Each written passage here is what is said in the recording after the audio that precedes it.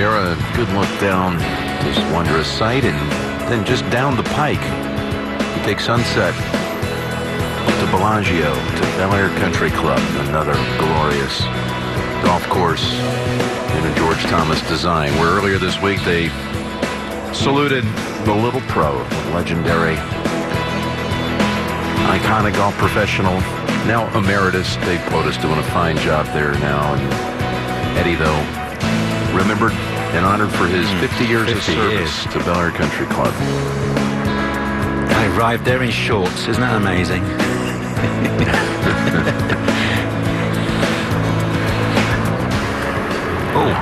Over to the 11th.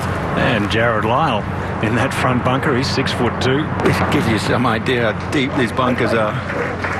Well, we couldn't see him play his chip shot back at 10 and he made birdie, so maybe we might have a similar thing here at 11. Now over at the 5th, remember Sergio Garcia started on the 10th hole today, and he is 7 under par on his round. If he could make 3 birdies and get to 8 under. Well, he's got to make this first, Ian. Otherwise, this is going to kill all the momentum. And that one sneaks. Oh, a little fist pump, Nick. He liked it. Well, he's got a good chance at 6 and 7. Very difficult hole at hole location at 8. And 9 is giving up 4 birdies now. Yeah, 8's only had 2 birdies as well. As we head to 11, Bill Haas looks like he's just going to lay up here, avoid the trees. Well, he had the 3-wood out. He has 306, but he's gone back to the long iron. Prudent play here. I think so too, Peter. Just get it in the short grass and then spin the sandwich with the 3rd. Yeah, very nicely struck. We have seen 2 eagles here today. Jimmy Walker hit it to 7 feet and Sergio Garcia to 9 feet. So it is reachable for the bigger hitters. Back 1 to 10. Okay, perfect position now. Jonathan Bird, ready to go.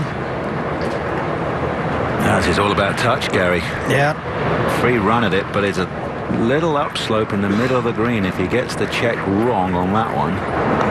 Taking a little right of the flag. There it is, right up by the fringe. No. It's exceedingly short, astonishingly short. Well, it bites in the middle of the green. You've got to, again, how do you get aggressive? Because you know 1 yard too far past and it will fall off that back left corner. You've got to pick on these first 2 holes on the back 9, 10, and 11 because it gets a little meaty after that. Got a bug on his shirt. That's annoying me, Gary. Oh, that is. That's a bee. Ow. Oh, somebody's got to tell him. It's going to hurt.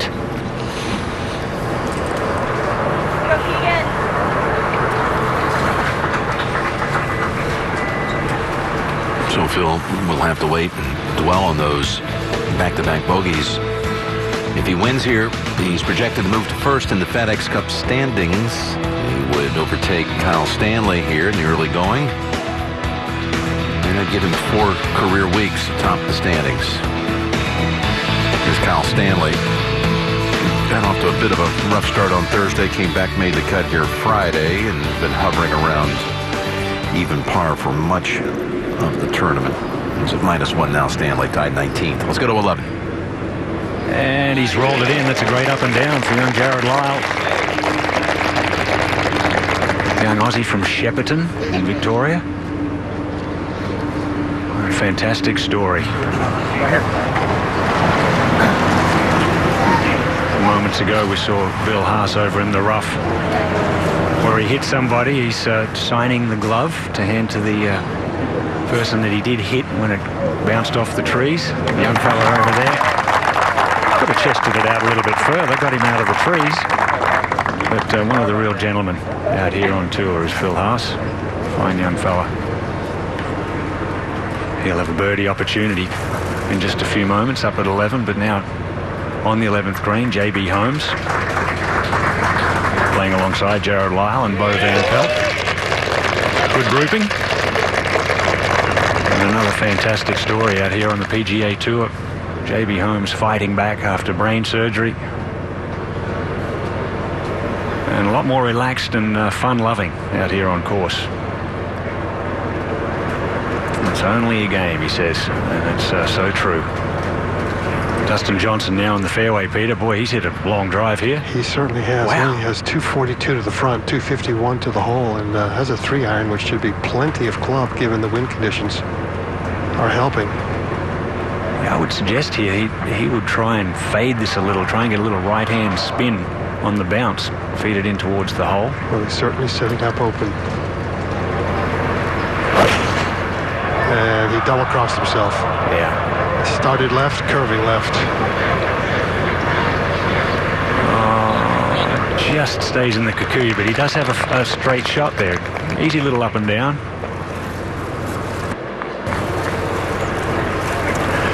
320 yards. That is a very, very good drive, and he has an unbelievable swing.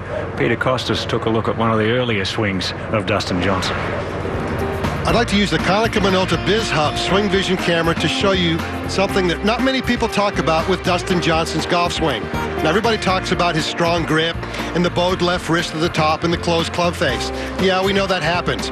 But the key to his success as a ball striker, for me, lies in his unbelievable use of the lower body. Now, I drew 2 lines up outside of each leg. Look at how beautifully he stays inside of those lines to the top of his backswing. And as he starts back down, he is going to drive and clear hard with the left leg and the left hip. Straighten his left leg. And look at how beautifully he maintains that same angle, staying inside of those lines through impact. Dustin Johnson's strong, flexible lower body is what is the foundation to his golf swing and allows him to hit the ball so solidly and so far. Exactly right, Peter. It's an unbelievable way that the lower half works there and how he stays down. I mean, 6'4", fantastic athlete. He really stays down to it like a shorter guy would. He does that plyometrics, Ian, when he pounds a medicine ball, into the ground and throwing it everywhere. It's incredibly ripped. Yeah, he's definitely got to be strong as we go back to 10. Jonathan Bird. I did that too, Nick, and I can fly 260 plyometrics. I got the wrong book or something. As Jonathan Bird's now attacking this hole with a driver and then laying up. It's a successful shot. Oh, good. We got somebody to get that B out of it. That was bothering me. Look how he's got his stinger up. What are you doing? Three attempts. 4 or 5. Wow. 4 attempts to that get was rid a of 4-putt. Oh, jeez. Let's go to 11. I would have been using the gloved hand as well, but Billy Haas now, third shot. 89 yards, just a nice little smooth sand wedge, plenty of spin. Here that pitched about a foot from the hole. 1 bounce beyond and then spins back to about 5 feet. That for birdie to extend the lead as we go back to 10. Okay, B's gone. He's been lagging the last couple of shots. See if he can get this one there. You don't want to bogey this hole because you've got to jump on 10 and 11. They know it. Sitting back there on the tee, you got to jump on 10 and 11. Just J.B. Holmes, just birdie. There you go. Okay. Got away with one, but boy, you put in that position right in front of the green, and that's not very good. 1 shot back, though. And we've had the scoreboard going upside down and around and through with those 2 guys leading, starting off. Keegan gets off to somewhat of a bad start. They're throwing a couple of bogeys in. Phil's maintaining. Jonathan Bird's hanging around. And Bill Haas over there on the right coming up the outside. Here he comes coming up the outside. We really weren't talking about him. No one mentioning him. Then all of a sudden, here he comes and he's in the lead. And let's see if they can hang on coming in. Let's go to 11, par 5. Dustin Johnson having a real good look at this little chip. He's about pin high. Not a difficult shot at all. If the ball's lying nicely, it appears it is. Yeah, the lie's pretty much okay. It's just a matter of you really have to control your spin on these shots and make sure you don't land the ball too steeply on these greens so they can roll on out. Hard to pick the spin on Poania grass greens. It's a mixture here of creeping bent and Poa. Pretty hard to keep the Poa out of greens in California climate. And this is a brilliantly designed golf course that I think plays completely different because of the grass than it would otherwise. Yeah, not a lot of roll in that Kikuyu. It's hard to bounce them in. That's the best way to chip on this grass. Get it on the surface as quick as you can. Let it roll like a putt. 8 feet left for the birdie. like that one again. Yeah, he sure would. Back to 10. Okay, Keegan. Got those funny eyes looking at that way. See, that's how he looks at a golf shot. So maybe that's why he's putting that way, looking at the line. Never thought of that. Fairway wood, acting like he's tugged to the touch. Oh, that's fine. That's not fine. the worst spot right there. That's fine. That's where you're going to make some birdies right there. Good position. He's not in those little trees that hang down where you get involved with those. Changes your entire day. I think he kind of likes that.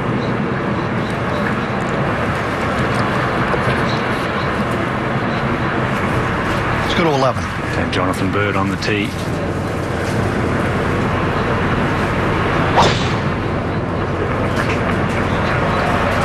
Looking a little anxiously. Has it found the fairway? Down the right section. Yeah, good long hit too. No problems there. He can reach for 2.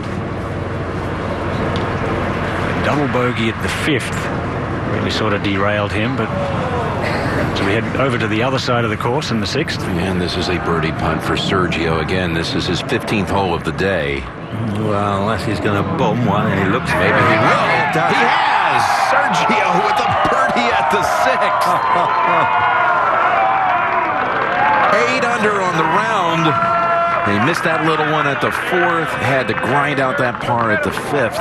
And that's a second from long distance we've seen. On the 3rd green, he bombs it. Plus an eagle over at the 15th. To 10. Okay, Phil. Uh-oh. There's a lot of ooh. See, nobody's clapping. Nobody's doing anything. Why is this? Don't in that tree. Okay, that's fine. No problems whatsoever right there. Again, they're all going for that angle, that straight line angle down. Phil's talking to Bones. That's hard to believe. Okay, there is tee shots over the years. Here we get a good look, and you can see he's not shy. He is flinging at that green every time. And all the birdies you can see stacked up on the left-hand side. That's where you got to go here. Phil Mickelson, one shot back of Bill Haas.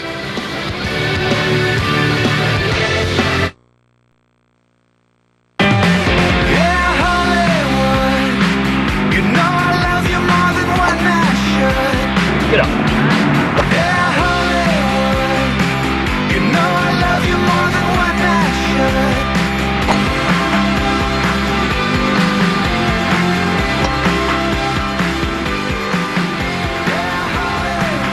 Well, you could call it Hollywood. It's actually Pacific Palisades, looking up the Pacific coast up toward Malibu. And again, a little cloud cover today, a little marine layer. And it's chilly out there. For some, Bill Haas, though. We allowed a lot for the break there at 11. It didn't look like a very confident stroke. It is a bit quick there, though, Peter. It is, but I think that was a misread. And of course, if you play too much borrow, you're gonna give up on speed in hopes that you're making it. 3 under today, putting well, obviously, but needed that to extend the lead to 2. Ahead 1 to 12. And Lyle on that left side. There is out of bounds left. And sure, he frightened for a moment off the tee, but safely coming in here on his second shot. Oh, beautifully done. Brilliant shot. Front left hole location. Very difficult. And he's at 6 under. He's only 2 back. You know, Sergio makes that bomb for a birdie. He's got 3 holes to play. You say there are birdie opportunities still remaining for him on that side. Well, that's slim. Yeah. But if you're doing everything, if you're just going for everything and it's coming off. Anyway, he's only 2 back. Let's go over to 10. And that's all of his buddies call him Slim. That's Phil Mickelson. There's mud on this ball. Makes it even more awkward to get it all the way back. Get off the mud, get off the mud, get off the Can't mud. get it all the way I like back to the flag, can I you? like it, yeah, he did. Perfect. That is an unbelievable shot. I mean, there is no room, no margin for error there. It's Phil. Oh, yeah. Forgot, didn't you? Let's go back to 11. Just a few moments ago, before Bill Haas's putt, this was Dustin Johnson also for birdie. Try and get to 7 under. That was like Jim Furyk earlier. Same putt, just missed it way right. Might be a little grain over there, Peter, in that front right corner. Well, I mean, Dustin needs to clean up his short game, both his chipping and his putting a little bit. And when he gets that under control, look out. Yeah, he was in the 180s last year in scrambling, and that's not a good number. If we go back to 10. I still like to hit at 340 like him. Fumble around the greens is okay. Keegan Bradley has a shot here that's similar to Phil's, but in a much better spot. And again, I mean, just getting it to the hole and not letting it go over the back or off the left side. You know, 10 feet short on the left is a good shot from here. He gets into it, doesn't he, David? He really gets into it. He's fidgeting. He's started again. No. He picks a target and he sees it. Yeah, he's trying to see it. Yeah, and it's a bit like a high jumper, and he stands back and rocks, decides when to go. Oh, no, into that up you slow. can kind of hear it, kind of hit a little hollow. That's not bad. Well, Not I'll bad. tell you what, it is. If it goes a foot further left, it's in the bunker. As you said, tough shot. You can see that PC on his cap right there. Ricky Fowler's got it on his cap, and Peter Curran, who's his roommate, and his dad passed away, so he, John, and they put that on their hat all week. I asked Ricky about it early in the week. Let's go back to 11 now. Second shot. Just 265 for Jonathan Burt. Oh, ouch. We talked about the double cross that Dustin Johnson hit. That was a serious double cross there, Nick. I've hardly seen him hit it offline all week. Trying to go with a low cutting 3-wood double cross means that the toe turns over a little bit quick and it starts left and draws. I wrote the first page of the book. Anyway, to 12. They start some serious driving now. 12th, you need a little power fade. You've got out of bounds left. Cannot lose it. If that hops down with that front left pin, that's made life very difficult. Oh, boy. To gouge that one out of there. Haas has overtaken Mickelson. Bradley, Bird, they're all just one behind the leader.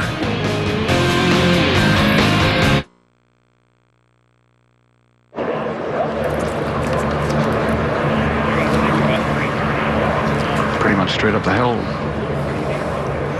I got a good feeling. I had a good feeling. Wow, It doesn't turn.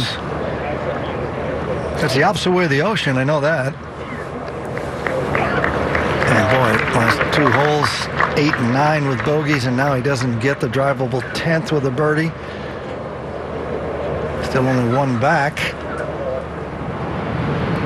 And now earlier, Keegan Bradley. Well, no, this was a serious misread here. You can see how that doesn't turn from there. And in fact, it went the other way, it looked like. Yeah, and then we had Bryce Mulder missed from the same side where it didn't turn, and Phil just didn't catch it. Well, so somebody can make one. It's Lyle at the 12th. And that wiggles away. And a great opportunity. Pick up one on the field. That's tough. I mean, you got the Barranca left, same as Phil's putt, everything breaking, and you get a fractional misread. Back to 10.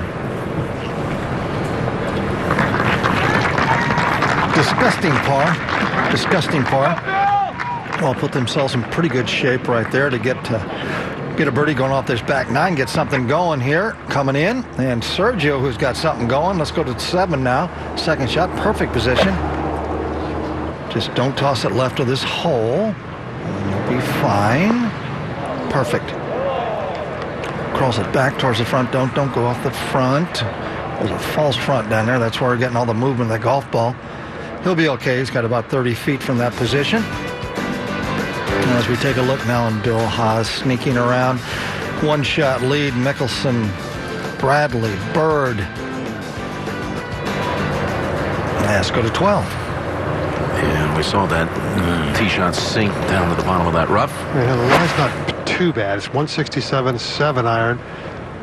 Just anything close to front edge with a decent hop. Yeah, that's didn't get the hop, but I think you'd take that.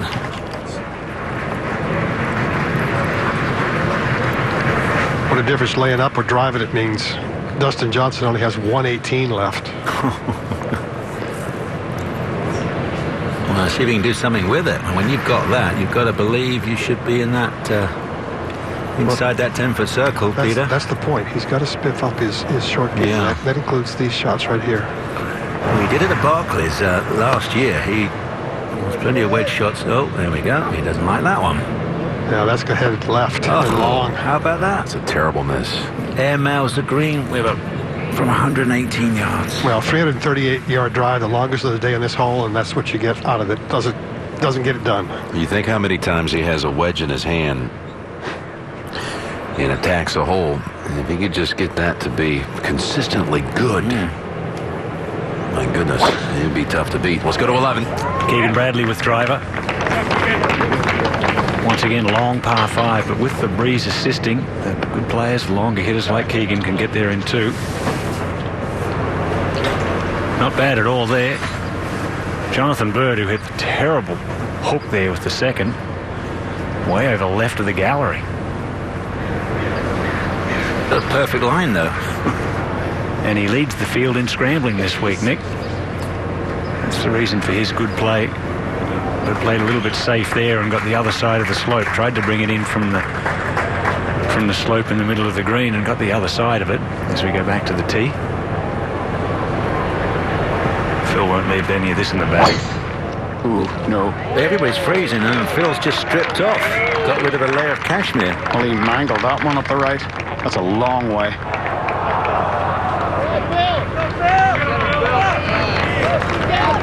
Wow, that is a long way down there. Got that little downslope. So both Mickelson and Bradley will be able to reach in 2 quite easily, I would think. Jonathan Bird now for birdie. Picks up speed there. Really quick go across that slope.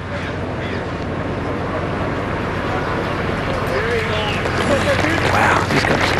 So you saw Jim Furyk before from this side of the hole. He 3-putted. He hit his first putt about 6 or 7 feet by. That was all because of the poor second as we head over to the other side of the course. Can the magic continue?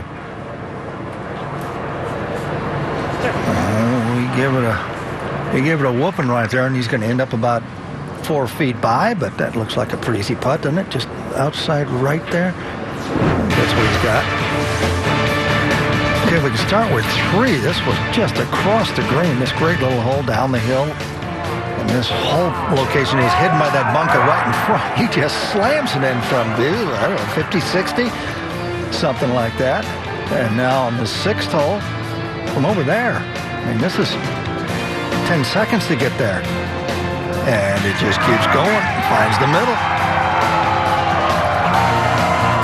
There's Rudin and Holland. Still looking for Tebow and Rivers out there. Can't quite find them. And that first round, total feet and putts made. 61-30. Not very good. 15. Whoop, 124. I'm 8 under.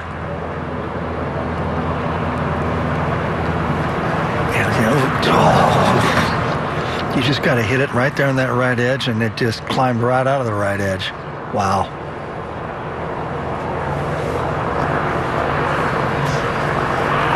You got to give it to him. He got aggressive with the first one. He tried to make the first one up the hill, and the problem with that is you leave these short putts here.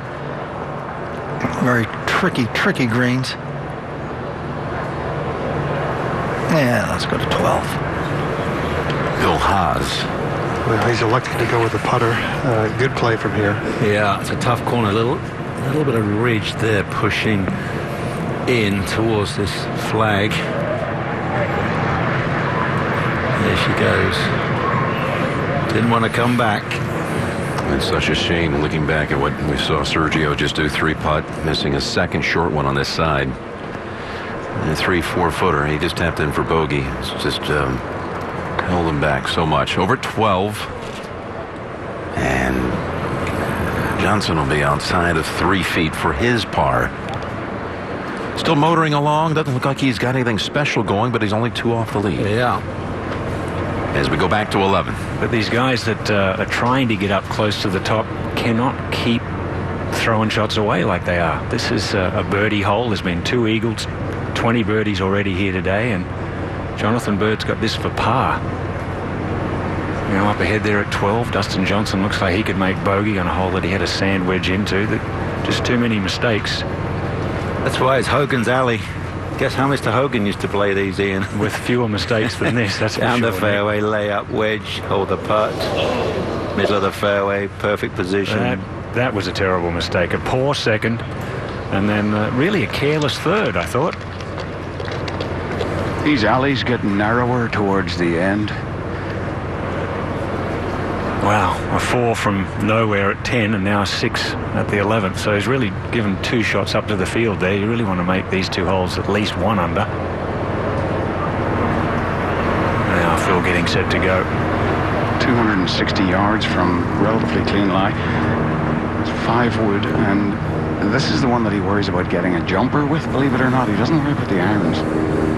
But he gets the occasional flyer with a 5 wood. Center of gravity. Farther back. He held the finish. It was a nice smooth swing.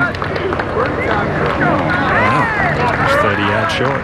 Yeah, he was maybe expecting a jumper or something with a little harder flight. I agree. Ahead to 13. Jared Lyle now in the 13th hole, 460 yards. Hole is way back in the left, way back there. I want to see if any of these guys can toss it back all the way to the hole. Well, the first guy does. It's the first one we've seen, but that's going to roll off, and if that goes another 2 inches, it goes straight down about 20 feet down the kikuyu grass. Kikuyu grass. I'd love to say kikuyu. Now let's go to the Poana Greens, number 12. You say it so well. Is Dustin Johnson. After a 118-yard wedge shot, he's left with a strong 5.5 feet for par. Yes, it'll put your body temperature up if you miss this one. Not going to happen. It's nonchalantly. Yeah, even sweeps it home. Realistically, though, Nick, don't you feel like that's the putt he should have had for birdie? Exactly. Absolutely. He should have been in that 10-foot circle. Let's go to 11. Keegan Bradley with a hybrid, 251. Yes, he swung so much harder at that than Phil did at his. Good swing, too. Oh, nice little kick. Not quite on the surface, but he'll putt from there. 2 putts for a birdie. That'll get Keegan Bradley to 8 under. He's a fighter, this kid. He's tougher than he may appear. Ahead 1 to 12. Here's another fighter, Bill Haas.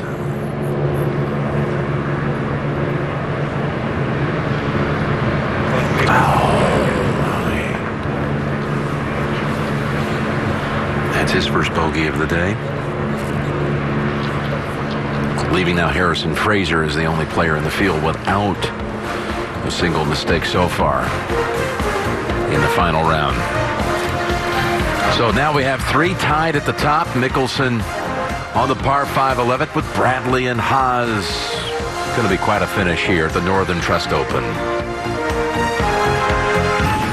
CBSSports.com. Real-time scores, live video, breaking news on your mobile device with the free app from CBS Sports. Download it by texting CBS to 42777. Back out to Ian at the 11th. And may need a little flop shot here. Phil for his 3rd. He didn't strike it quite the way I wanted, but it should spin. Not bad, David, on the correct side of the hole. Yeah. Got the uphill putt.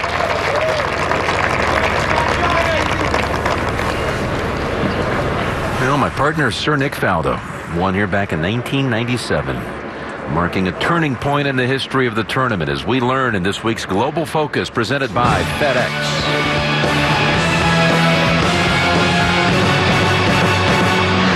McDonald Smith and T.C. Chen, 2 international winners at Riviera in the first 70 years of the Northern Trust Open.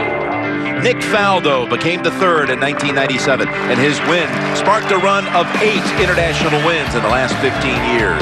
Proof the contemporary global player has developed a real affinity for Hogan's Alley. Riviera has some similarities to other courses around the world, so I think just the style of golf course plays into international's hands.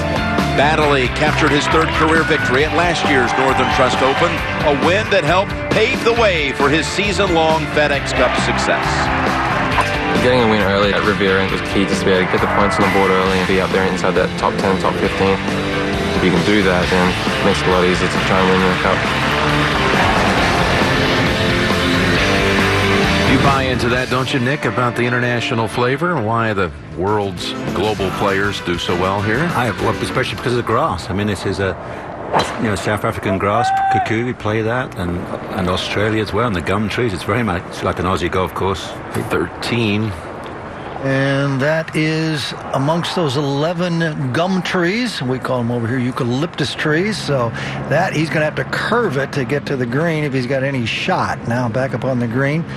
Pretty easy shot straight up the hill. Straight up the hill. Straight up the hill. Pretty easy shot. Oh, he went to get it. That evil first step never works. Golf gods look at that and go, no, no, no. Twist it a little left or right at the hole. Beautifully played hole, though. So he got the ball back there to give himself a chance at a birdie. Going along nicely, isn't he? Not much going on. He's only one back. And now the eagle prod on the 11th hole. Let's go watch it. Yeah, it's a pretty makeable putt as well for Keegan Bradley. It is. We've seen 2 so far today, David, but they were inside 10 feet. Well, this one probably 8 or 9 inches or right to left on it for the PGA champion. We'll be back there in just a second. Here at 12. And here comes Jonathan Bird. Well, hold on a minute. Yeah, little. Oh, back to 11. They're all backing off on us. Can he make this for a 3? Everyone's missed it right. That was a good effort. But he takes the lead right now, alone at 8 under par with that birdie. That's impressive. He was 2 over after the start. Yes, he's fought back 3 birdies since then. Well, he's the just about, for most of the stats, number 1 on putting this week, Ian. Yeah, he's a very good putter. And he hits the ball a long way, too. Last year's Rookie of the Year, now at 12. And Bird's ready.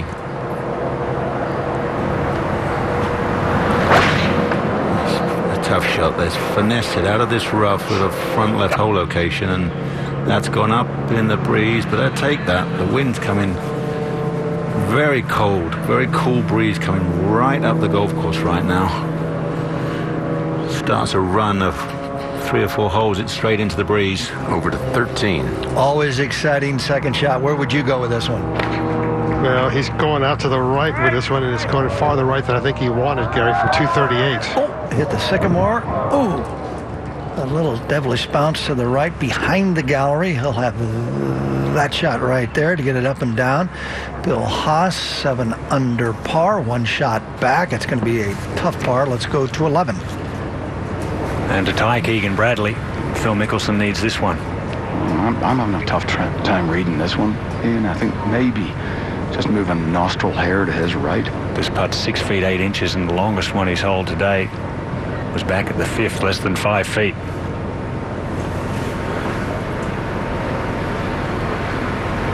Putted so well last Sunday at Pebble Beach, so well yesterday, and that's just what he needed, David. Yeah, he had an easier time reading it than me. It went the other way. Mickelson and Bradley now 8 under, tied at the top, just like they were at the start of the day. Bill Haas is just 1 behind that lead at 7 under, but he's in trouble at 13. Big Phil with the birdie comeback.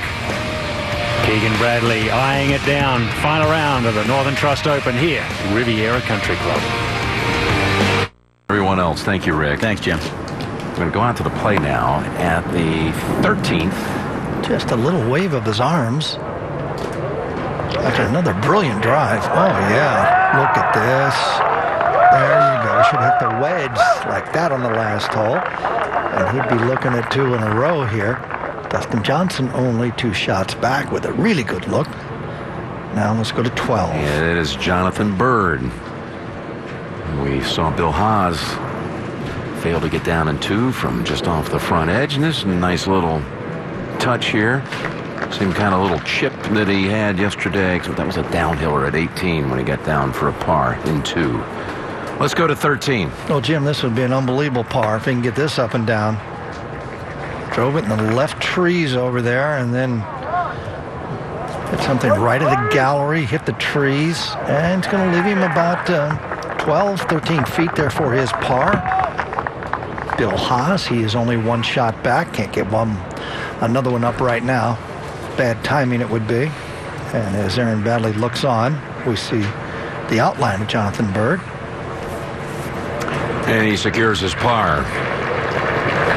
It was a good par from left-hand rough. He's the last man to win in back-to-back starts. Talking about Jonathan Bird, he won at Vegas in the fall of 2010, then won at Kapalua to open the 11th season. On the tee, Keegan Bradley at 12. He really can. He coils up so well and gets that transition between backswing and downswing. Really creates some energy.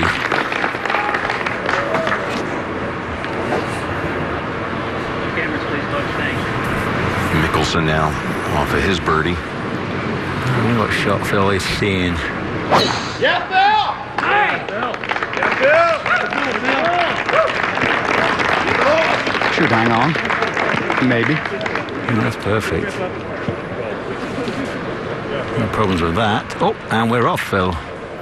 To 13. Well, this will be a timely birdie.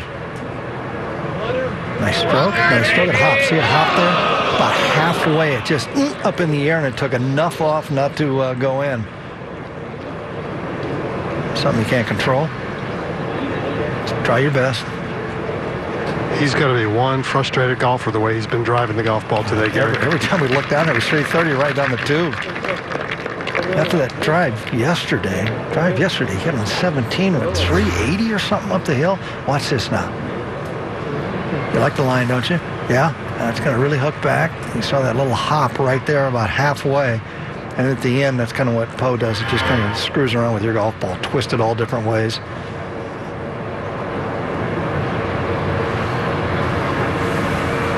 Can he get his par? Gosh. Oh, man. Ooh. Okay, drops another one.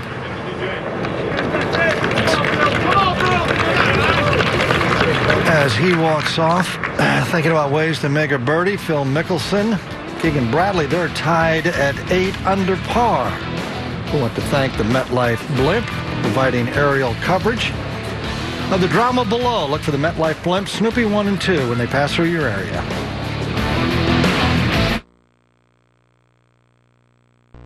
This program is brought to you in part by National Car Rental.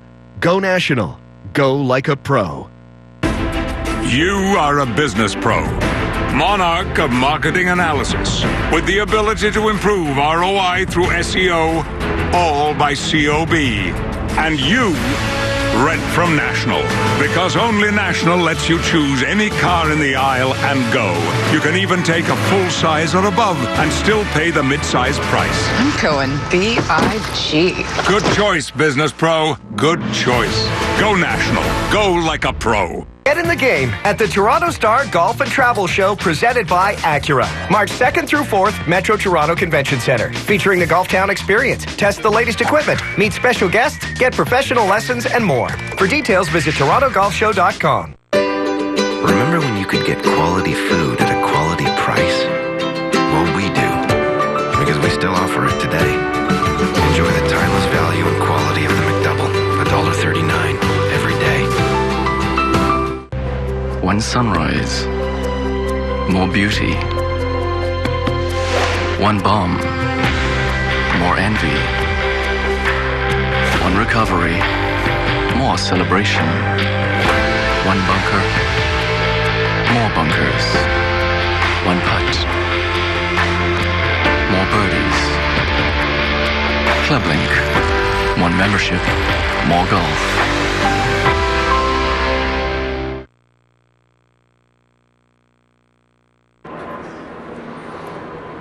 Tomorrow, Dave is all new with Jack Hanna's Animals. And Gary McCord's favorite, Jesse Tyler Ferguson. Plus, later in the week, Alec Baldwin. Then catch Craig every night after Dave, only CBS. PGAtour.com. That's where you get all the latest information, all the happenings on the PGA Tour, the stats. If you like your numbers, you can find them there. Keep up to date on everything out here as we go to the 12th. Co-leader Phil Mickelson. That's a 7-iron. He needs to dial his number in on this one. Flirting with bogey's tree. Oh, fabulous golf shot. And that's clearly an accident. Being left of the hole. Heck of a swing. Yeah, he's going to have a nice little uphill putt. About the same length he just holed at 11. Let's go to 14. And Jared Lyle with a birdie attempt here at the par 3. He has had so many slip by. His younger brother Leighton actually finished runner-up in the tournament in Australia today in the Victorian PGA Championship. Congratulations to him. Good week for the Lyle brothers. So we go back to 12. Keegan Bradley. 9-iron for the PGA champion. Yeah. Plenty of little mannerisms. 12's the club. And no swing thoughts on the golf course. Uh-oh, right beneath bogey's tree.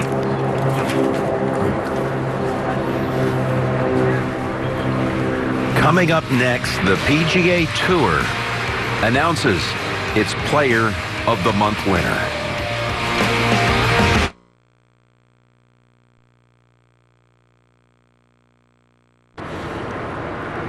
We're back. We're live at the 12th, and Keegan Bradley, who has turned this around after a slow start, shares the lead. This is not going to be the easiest of up and downs. Just across the... Oh, no. Why? Look at, he got it to run out. Boy, I'll tell you something. That is not the way he meant to play that. He wouldn't want to land it in anything short of the green, but... No, that could easily have come backwards. Yeah. To get a chip shot to hop 18 inches high, that was amazing. It went forward like that. Take him when you get him. To 14. Last year's FedEx Cup champion Billy Haas on the tee. Got a 5-iron back up into a fairly brisk breeze. Yeah, this hole plays longer than it measures. That's for sure. Wow, that's come up short. It's a new tee back there in that right-hand corner. He doesn't know that that's come up short of the green. Dustin Johnson earlier. No, this was after he just saw Ryan Moore hit a 5-iron in that front left bunker. He went with 6-iron. Well, if Dustin Johnson's hitting a 6-iron, I'd be hitting a 3. Well, it's 189 playing at least 205. That's just over the back edge in the shadow. And the hardest thing is that flag is not moving. It's all above the trees. Yeah, it gets hidden there with the tents behind the green there as we head back one. One that you know is going to run out. Okay? Just thinking when you took the hair. Perfect. Yeah, trying to get one from that conversation. I was just going to run out a little bit. That's how you get it back to this whole location. Back left. Don't go left. A little hook off the middle of the green will be just fine here. That's the way he likes to hit it.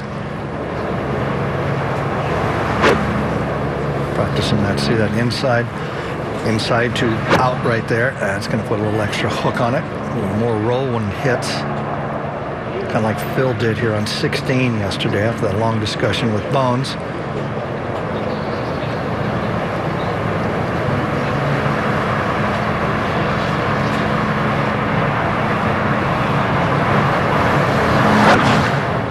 See it really start to the right. Is it going to gnaw enough back to the left? Hard left. Take hard left. In the right corner of the green and trying to get on that trampoline back, but it's going to stick in the fringe. That's what you kind of got to do when that big, huge dip. You can't really see it on two-dimensional television, but it's a big, big ditch down there. Birdie putt 12. And for the outright lead. Just a little right to left. Yeah, got to be careful. It goes the other way. How about that? Right across a little ridge down that corner. Could have really gone either way.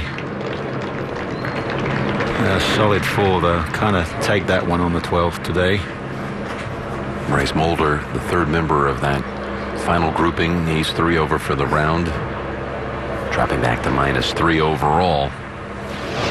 Well, the putts a week ago at Pebble Beach for Phil, they were all going in. So it seemed. That was an eagle at the 6th.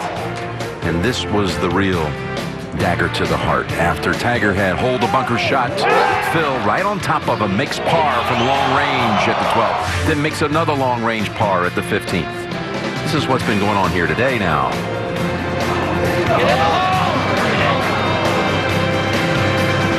They're at 10. He's made one decent putt today. Not that it was anything like last week. It was the one at 11. Well, you wish you could get down. As you can see, they're so difficult to read here. You could wish you could get down on your hands and knees with a spirit level, because they're very difficult to just see a fraction of break.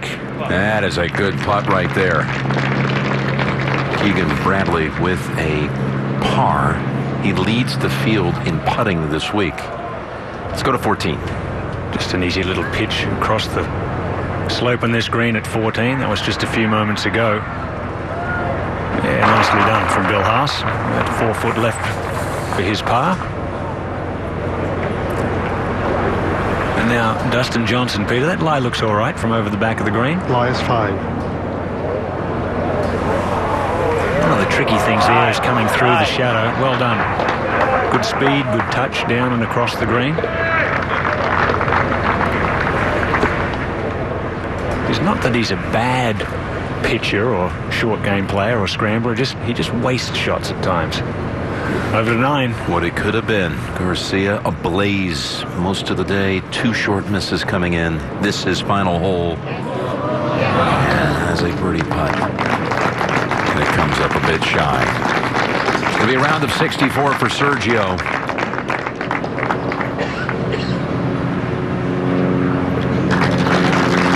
That's 3 behind the co-leaders. Just look at what he did going out with an eagle at 11 and an eagle at 15. Well, he's been playing nicely. He wins twice at the end of last year in Europe, and this is his first event here. So, that's solid play. He'll look forward to the match play next week if he can be as aggressive as that. Sergio in 7th position. Here we go, back to the lead group at 13. Well, you can see him trying to line up his logo of his golf ball where he wants to go. Very meticulous about that. Visualizes a thing and then lets go. He murders it. Left that one a little to the right, but should kick back.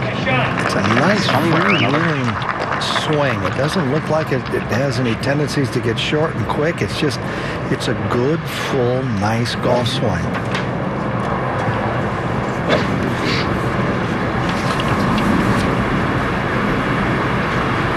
Yeah, I love the way he gets to talk in it. He starts his downswing while his arms are still going back up, Gary, and really gets some talk to the shot, that extra spring. Works a lot with Jimmy McLean. Working hard. Phil going for a little cutter. Started off nice, but he is worried. Didn't come back the way he wanted. He just kind of nailed that one dead straight down the right. It won't be any problem right there. Have a good angle. Let's go to 14. Well, Bill Haas needs to make this one to stay 2 back. Good up and down there, Peter. He was fortunate to have a good lie there short of the green. Yeah, he needed that. He's been struggling the past couple of holes to make a number. They had 1 to 15. And this Jared Lyle. To the outrageous hole location of the day. On the right-hand side of this green, there's a big gully that's as good as you can do. Yeah, there are not a lot of easy putts ever to be found on this 15th putting surface. Lyle having quite a go of it as an alternate into the field. He's in a tie for 3rd right now. Mickelson and Bradley have a little separation. They share the lead, and they're 2 clear of those sharing 3rd. Keegan Bradley, he won twice last year as a rookie. Pretty unflappable. Trying to take on the man who is looking for consecutive victories. As we come down the stretch here at Riviera. Champions Tour action this week. Check out the play here at the Ace Group Classic at the Talon Course at Twin Eagles in Naples, Florida. Kenny Perry, this was yesterday, 11 birdies on the round. His Champions Tour best, 62. And in relation to par, the best 36-hole total in Champions Tour history. At 18 under par 3, clear of Larry Mize. Larry Mize without a bogey through 36 holes. And there you have it. Perry and Mize with a round to play. Nationwide action, meanwhile, the Pacific Rubiales Columbia Championship. Skip Kendall and Andrew Svoboda They share the lead. Next week, the match play, Golf Channel and NBC coverage coming up next week, as well as the Mayakoba Golf Classic down in Mexico on Golf Channel. Just a little reminder, we've loved this last month, being on the West Coast. Next up for CBS Golf, that tradition unlike any other, the Masters on CBS April the 5th through the 8th, with weekend coverage at 3:30 Eastern Time, Easter Sunday, 2 o'clock Eastern Time. Out to the play at the 13th. Well, this is a big wildly swinging right to lefter. Jonathan Bird. I was going to start going left. Ooh, I'm getting excited. No. Kind of straighten out there at the end as the ocean is to the right over there, so that's why it straightens out at the end. At least that's what I figured out after 100 years here. Let's go to 15. Jared Lyle. That is pretty steep up the slope. It's tucked on the right hand side. I say it's outrageous hole location, but it's 493 into the sea breeze at ocean level. Yeah, you're aiming right at Pacific. About a mile away as Johnson. Was that an oh-no? Takes it on right here to the tee. Somebody said oh-no. That's why it is a big oh-no.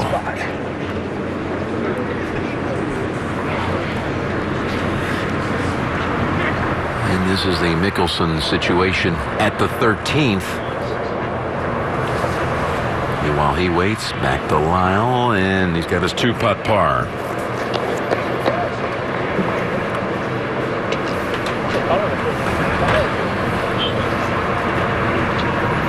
So Dustin Johnson just drove it into the bunker at 15.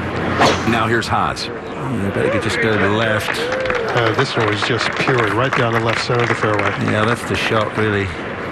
Just shows Dustin Johnson couldn't get it across that bunker. 295 yards of carry. Failed to make it.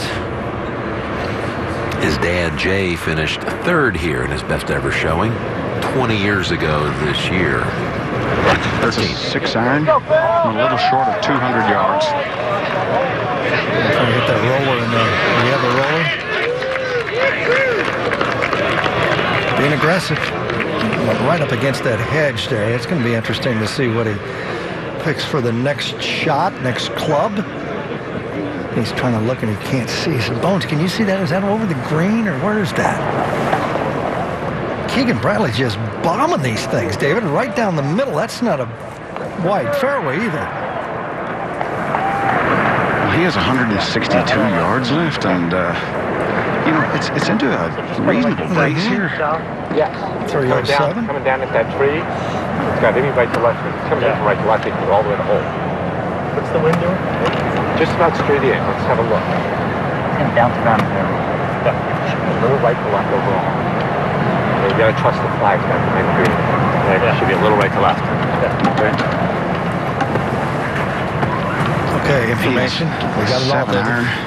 Do you think he's working on impact, Gary? Yeah, I think so. I think so. You can hit a little bit, bud, okay? There's an impact going That wind is up there. Okay, let's stay aggressive. Should be plenty of club.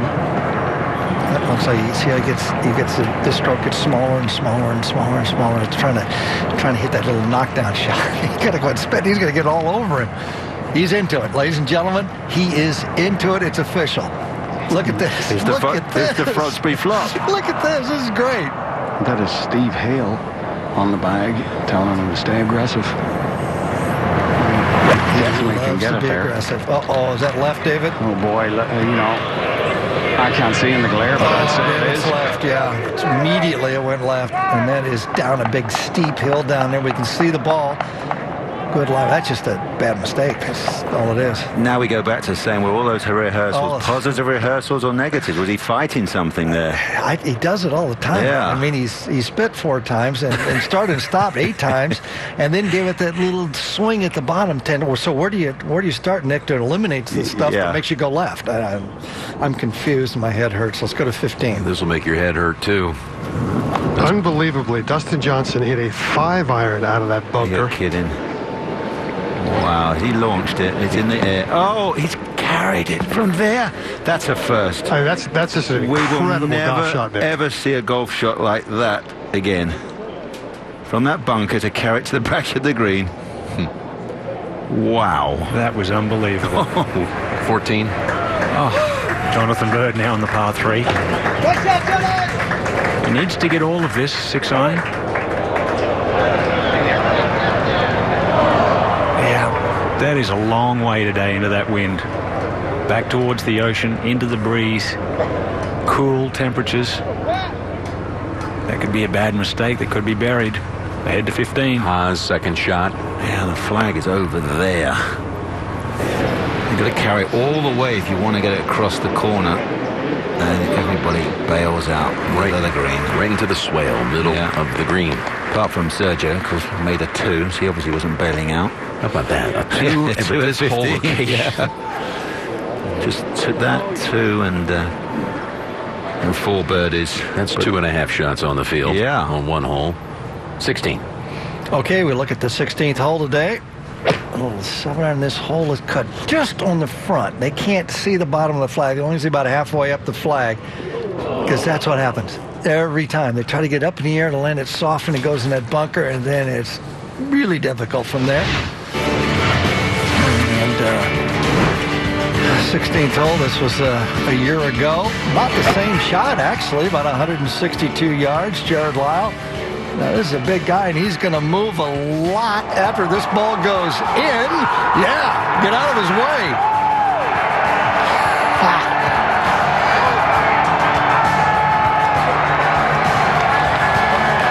It was green day. It was green day that day at Phoenix. And you see a lot of green here to the left of 13. And David, that thing's on the side of the hill. It just planted on the side of the hill, didn't it? Well, it's on the upslope. That's the the good thing. But he's got a lie that if he tries to be delicate, it could get ugly. I think he's got to play some sort of a bunker shot here. Try and pop it up in the air. But David, as we get down to kind of match play, he plays a lot with Phil in money games on Tuesday. I think that's going to help him, because he goes at Phil all the time, and he's used to him. But how often does he win? I don't know. I don't know that, but it's a good education for these kids, I'll tell you that. Go out and play with Phil and listen to all those digs and needles and everything else. That's the problem. Yeah. Did you hear the contact? Yeah. That's that Kikuyu just grabbing the club and trying to take it hostage. Well, plus you get the ball about 3 grooves too high up on the face. Yeah. That's why the caddies call it could kill you grass. I've seen many players at the end get it in that long grass, and it kills their percentage. They don't like that. And you could just hear it. You could go like that, and then the ball hit. That means he got way too far behind it. I mean, it's just, David, it's real close to ice plant, isn't it, when it gets long like that? It's a squelch, but it's not wet.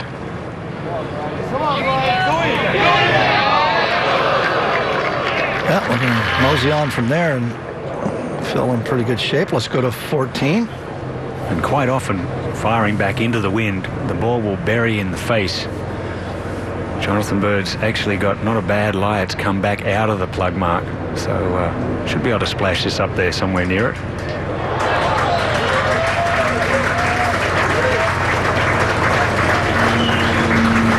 He was at least a club short of the hole, maybe even a club and a half.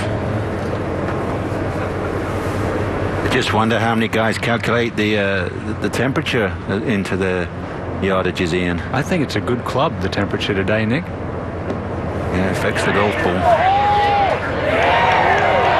Oh, spectacular shot. He took his time, but it was worth it with a shot like that one. Very nice splash. The bunker's in excellent condition here. Back now to Phil. Let's see, what's he got, David? He's going to blade this, I believe. Oh, I love these shots. I just love these. Very fast and right to left. Headed above the equator. Yeah, and it's Sunday late. Oh, a ball popped on him. Is that going to hurt? Is it going to hurt? Not much. Nope, not at all. I think he got that one a little below the equator, and he got that ball to go up in the air. They let gravity take over at that point. Let's go to 15. And Dustin Johnson After that incredible smash. Oh. I'll tell you, Nick, I would have been comfortable seeing him hit an 8 or possibly a 9-iron out of that lie in the bunker over the lip and leaving it 80 yards short. I never in my wildest dreams imagined a 5-iron. 16. Jared Lyle. Bunker didn't come out very high, did it? No, Jared's a little short. He's a big guy. He can't see it.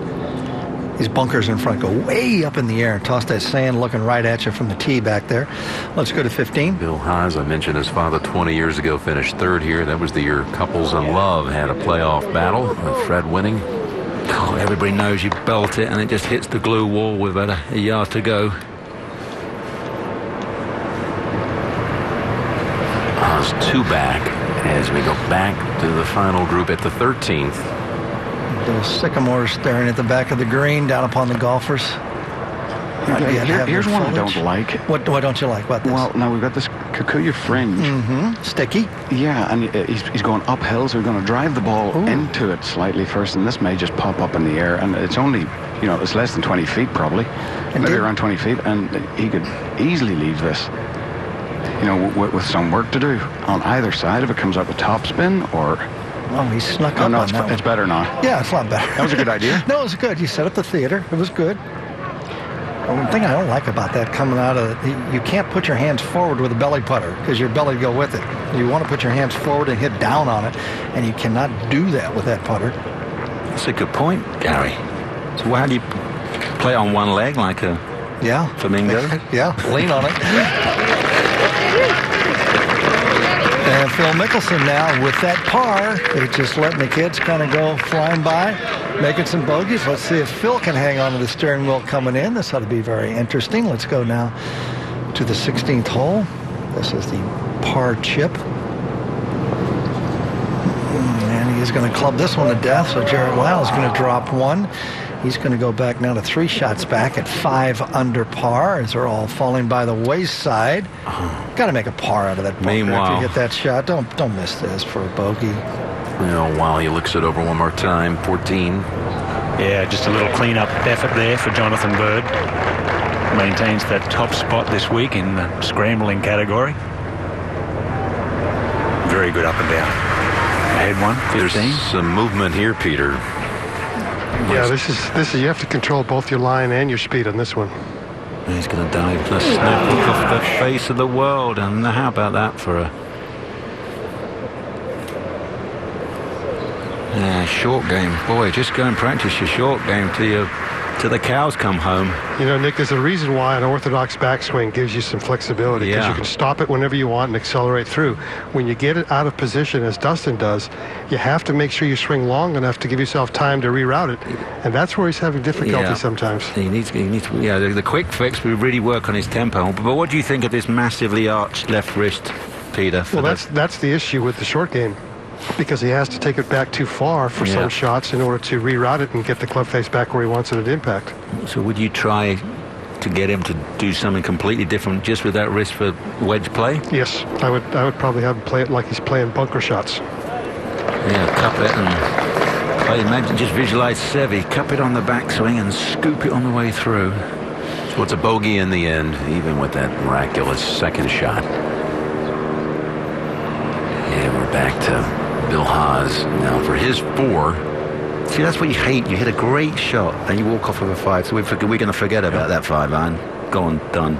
If you could have got it up and down or done something even better, then could have been the shot that maybe won in the tournament. Right. Look at he's wasted. He's just wasted in the last 45 minutes 3 or 4 shots. And that's the difference. And he's still only 3 back. Yeah. And can still win. Let's go to the tee at the 14th. And 189 yards today, back into the breeze.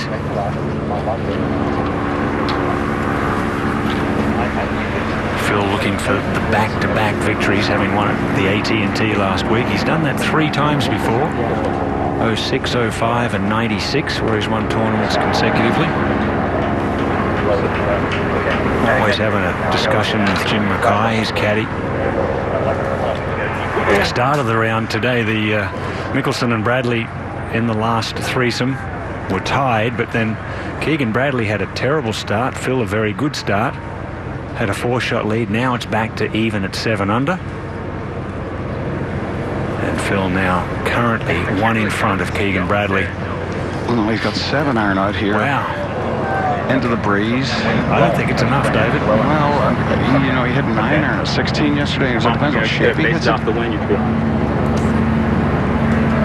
He can probably hit it into the hospitality units behind if he wants, but with the flag on the left, do you really want to try and hit a hook in here? Jared Lyle over at 16 did tap in for bogey there at the par 3. Wow, it looks like the fade. This is a big hit with a 7 iron. Jonathan Bird came up short with a 6.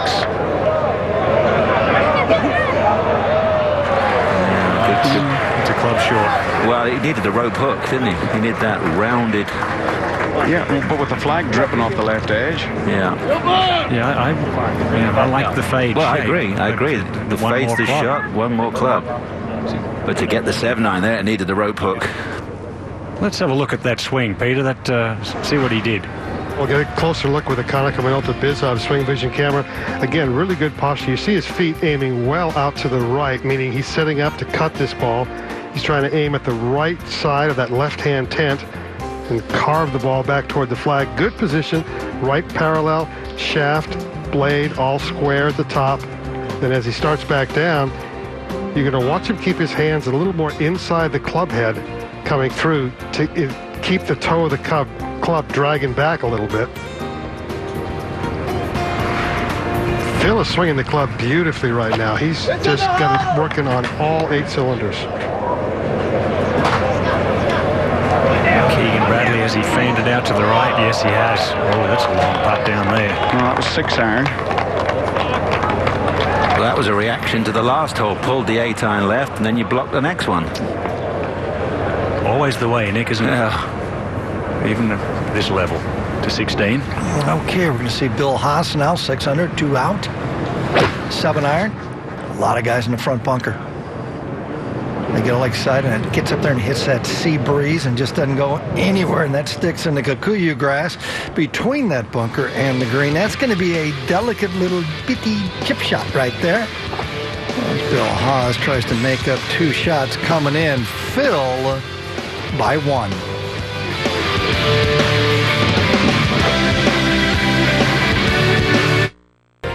Right here on CBS after 60 minutes, and MetLife Snoopy 2 providing the aerial coverage, tracking all the action from up above. In fact, look at that view. Looking down on Santa Monica, down toward LAX. Winners Live press conference coming up on PGAtour.com immediately after the broadcast. Catch all the comments and insights from the champion exclusively on PGAtour.com. Back to Gary, 16. Well, there's a good lie. I can't see the lies from back up in that tower. I'll wave at you. See that back there? Oh, nice. That ball, actually, he didn't work for him. That thing bounced up and down the first hop. Usually it goes forward. That ball might have been in. Yeah, you can't have everything. As Stephen Wright said, where would you put it? You can see that green right there, and there's the green, the 6th. See down there in the bottom part of your screen right there, the hole in the middle of that bunker. Great hole. This is where the wind's the freshest here. Hits the golf course for the first time. Now watch this. He's going to kind of sidewipe this and just move it just a little bit. Oh, too far. That's going to be a tough putt. That's a left edge, and you got to hit it hard, or it's going to just go right across the hole. Amazing how many of these guys have come up short on this hole. Now, a very long birdie putt here. Let's go see it. Yeah, very long and not an easy one to get the right speed, David, here. No, very slippery and not as much break in it as I thought there was going to be. I think just outside the right. 54 feet.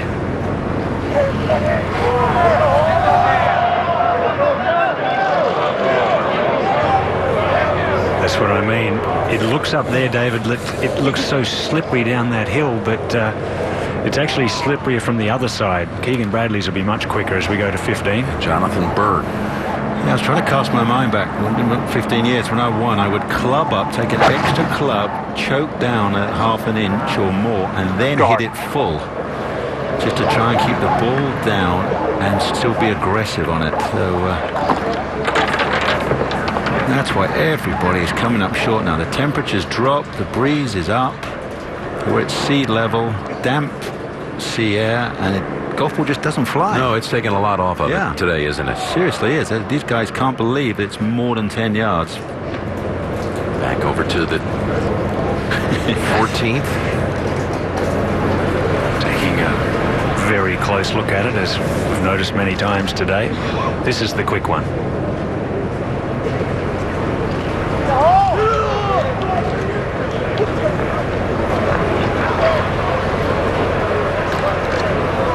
He treated it with enough respect, but that's come up 3 feet short. And he can't get in there because he'll be in Phil's line. If he could just get in there and knock that one in, apply a little bit of pressure to Phil's longer putt, but he would be standing right in Phil's line, so doesn't have that opportunity. Ian, would it be an artificial aid to have a barometric pressure in your golf bag right now? Because I think that's what you need to something's happening, isn't it? With the weather's changing, changes the grass, changes the air, the density of the air. Definitely does, Nick. I think the guys that play in California, well, we see Phil Mickelson, he's won 13 times in California. They know this, that later in the afternoon, close to the ocean, it's definitely a one club difference. Bill Haas now has a tricky one for par. Oh, this is 6 foot. And just got to hit it firm. Hit it firm and straight. Don't mess with it. Oh, good putt. That's really good up and down there by Bill Haas. Still got a pulse. 2 back. 2 to play. Makes for some drama, doesn't it? Yeah, let's go to 14. To maintain that one-shot advantage at the top. No 3 putts so far this week. Oh, really? No, yeah. No, you didn't. The graphic, that's a double. It's a double curse. I'm sorry. Well, that cancels itself out. Yeah, it might.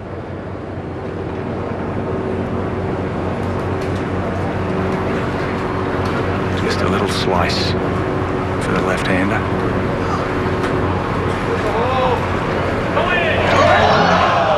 Wobbled a little bit to our left, straight off the putter face, and didn't get a chance to come back. Don Cheadle's theory of the double curse cancelling itself out didn't work from last week, wasn't it? That was unintentional, Phil. The 3-putt bogey.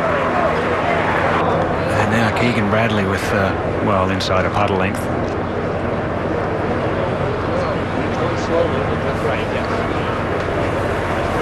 Well, that's a really long putter, though. It just goes a little bit to our left as it bobbles. There. And doesn't come back. And then straightened up at the end. Filthy little swine. Wasn't a bad putt, you know. There's sometimes you hit bad putts to miss and hit 3 putts, etc. But that wasn't a putt that he'd walk away saying, "Gee, I hope I don't hit another one like that in the next few holes." This is big. Over the last 12 months or so, he's holed his fair share of these, that's for sure. Rookie of the year last year. Well holed. Good 2-putt there for Keegan. Rattled that one in. Right where they started now, back at 7 under par. 1 in front of Bill Haas and Jonathan Bird. And Bill Haas at the par 5. He can reach this in 2, a little breeze behind.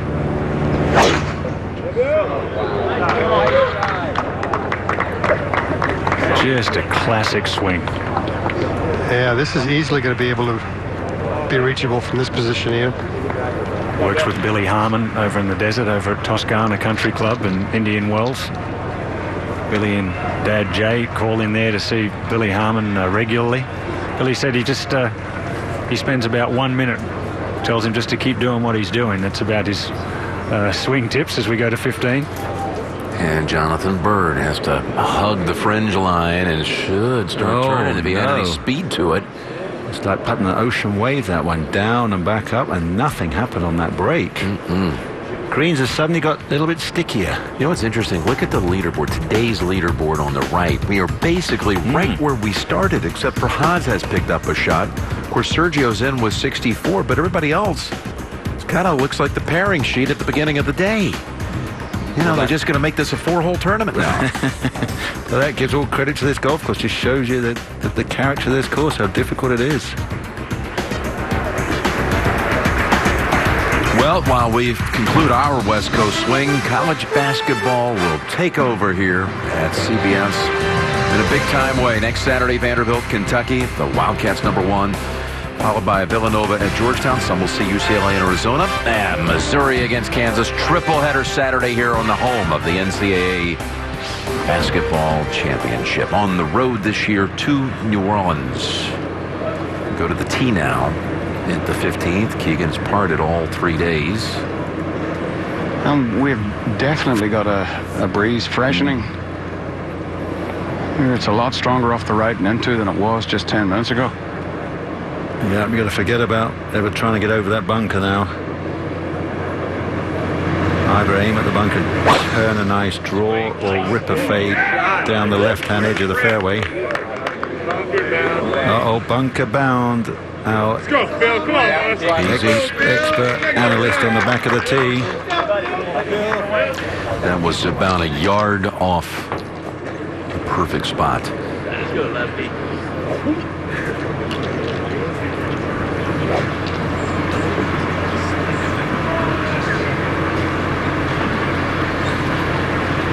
Well, Phil's missed this so far the last couple of weeks. It's just been the block left for him, so I can't imagine he's going to come over the top of this one. Starts it on the left.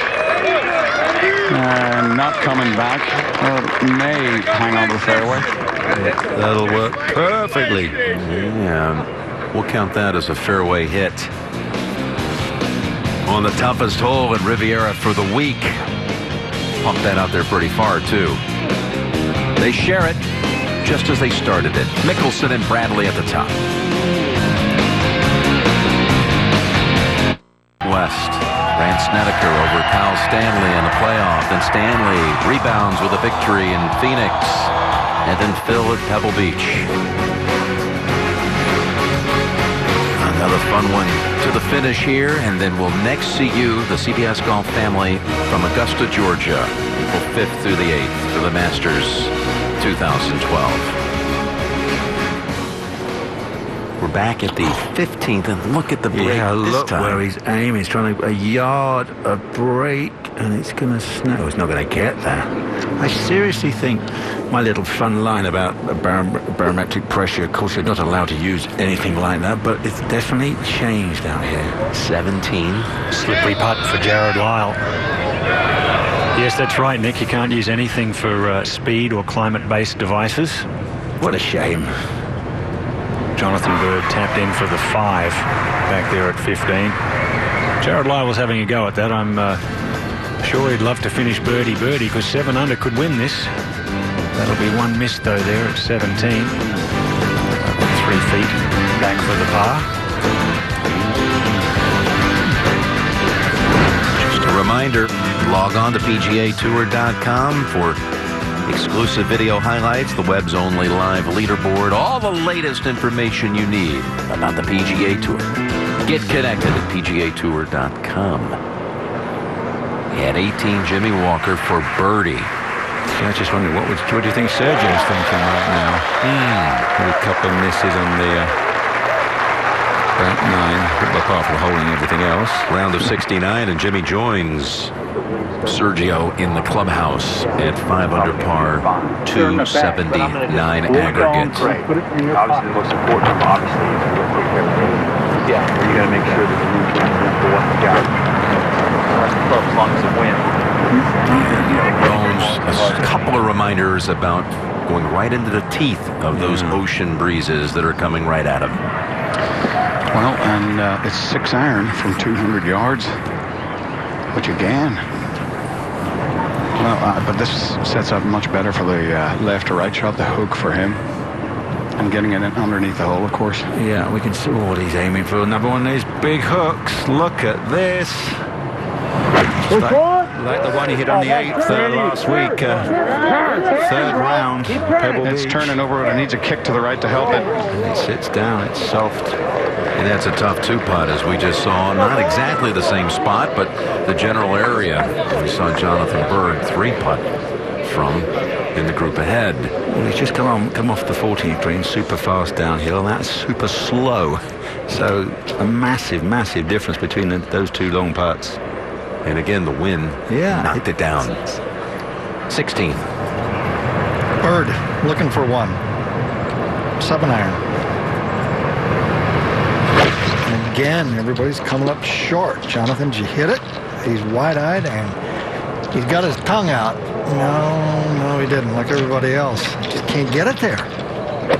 Isn't it unbelievable? It's unbelievable. And the flag's not moving Not at doing all. anything. Every guy is short. Drive you nuts. It's 17. I'm already nuts. JB Holmes to get to that magic number of 5 under. Wow, could it be? Remember 10 years ago, Robert Allenby won in a 6-man playoff. Right now we have 6 players at 5 under. And 7 under's the lead, but both players in trouble here at 15. The valley, you cut up the hill. That's a good point. I mean, you got Bradley here in the bunker. Mickelson, it's going to be a very difficult down and 2 for him. So Sergio, I'm sure, is sticking around, and Jimmy Walker will as well. Well, 190 yards for Keegan. He has 6-iron. And it'll be difficult to hit in, anything but a cut out of the bunker from here to get it up quick enough. It's a tough shot. Got to get it clean enough to get it over the lip. I'm trying to get enough of the ball to get it over the bunker that guards the flag. Anything on the front left will be a good shot. He needs to be sponsored by sunflower seeds. You can put that deal together. He's always going to wear his St. John's red and white on Sunday. He likes the fidget. He wants the. He's trying to keep a simple target and see it. He got it clean, but I'm not sure if he got enough of it. Yeah. Hardly. Oh, that's going to be some up and down from there.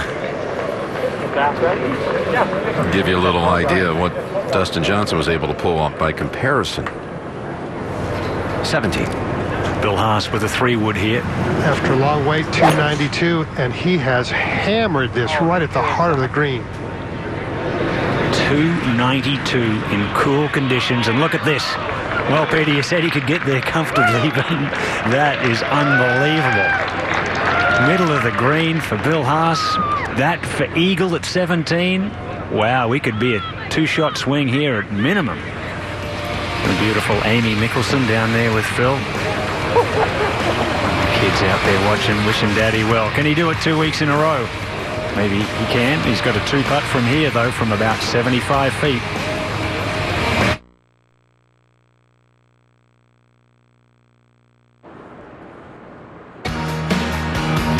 Well, Jack Nicklaus's first ever professional check came in this tournament. First prize money, $33.33. What, he didn't cash it? I guess they did find it, didn't they? He gave us a little quote, actually. Scott Tolley and Jack and his pals telling us that my answer has always been, whatever happened to that extra penny? Three-way split on $100, yeah. Jack went on to recite what his checks cashed the next few weeks were. They were all just a couple $100 or so. So we go to 16. Oh, you saw it. I don't have to say anything. You saw it. It was plugged, and you heard the club hit way before the ball and kind of bounce into it. Let's go to 15. Across the corner onto a side slope. He played it beautifully. Oh, did he ever? Set softly, too. And that'll be, though, a sidewinder for par. That is an evil 6-footer. Back to 16. Okay, after that one now, I can't tell a lie. I guarantee it's not too good.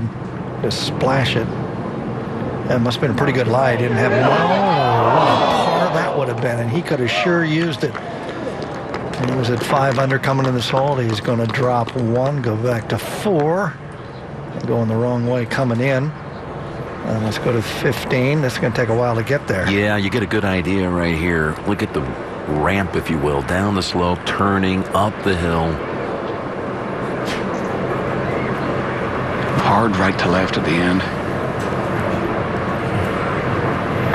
Go on, Phil! Anything up to 3 feet, but there she goes. Watch out, this can start coming back at you. You're right, Jim. Mark it quick. Yeah. That was a reaction to coming off that 14th, being so fast. How can you slug it up that hill?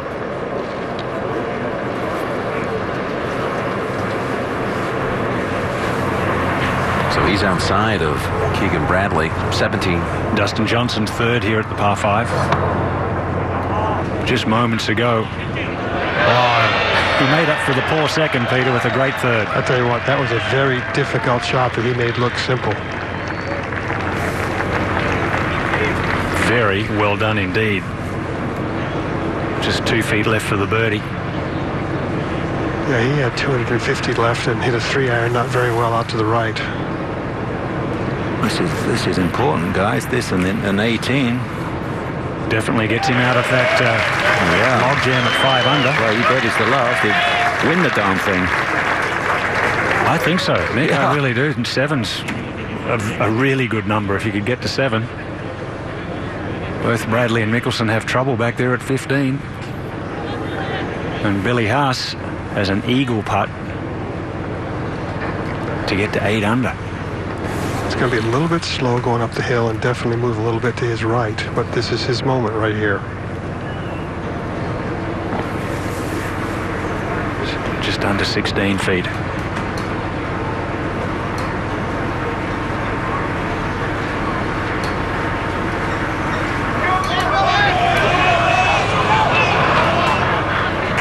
Once again, like the putt we saw him have back at the 11th, just overread it, just allowed a little bit too much for the break. Good speed though, only a foot by. So Bill Haas will go to 7 under, and Phil has this one to remain there. Quick read here, David. Just a slicing putt for Phil. He's got to whack it, and it's not there. Just 2-3 had to be hit so hard, so firm. 2-3 putts in a row. Yeah. Trying to go back-to-back here at Pebble and L.A., but he's got back-to-back 3 putts from another area code. While Phil was putting, this was over at 17. Bill Haas with a tap-in birdie, and he now shares the lead at this very second with Keegan Bradley, but Bradley has a tough one ahead for his par. So Haas could, in fact, just absolutely overtake the field right now in about a 1-minute sequence. Well, I'll tell you what, we're all going to start looking at it a little bit funny, because Keegan Bradley leads the field this week. 41 putts this week. There you go. There it is. Left eye dominant. Rotate your head, look down, use your strong eye. Boy, you come home late from school or something when you were a kid, your parents looked at you that way. You knew you were in trouble. I'll tell you, this putt that he's got, I mean, it's not even... Oh, there we go. Unbelievable. It's not even that easy a 2-putt if you try and make it. So bogey by Bradley with that little tap-in. That would be a 5, and Mickelson with a bogey, and Bill Haas is the leader. It's just so difficult to keep it high enough. Where did he start? Look, he started at a good 1.5 and had to hit it firm. It's the speed that's just killing them on this 15th green. It is just sluggish. I knew I was in trouble when my mother used to say, Nicholas. I knew, She didn't call you Sir Nicholas at that age? Did she give you that look, though? She could have the look of death. Yeah. Well, Mickelson and Bradley suddenly will be chasing the lead. And of course, let's not forget, they got the downwind par 5 to play. They got to strike absolute perfect shots. That's where it's going to be really interesting. And they know We've got 4 guys right in it. So the 5 is in.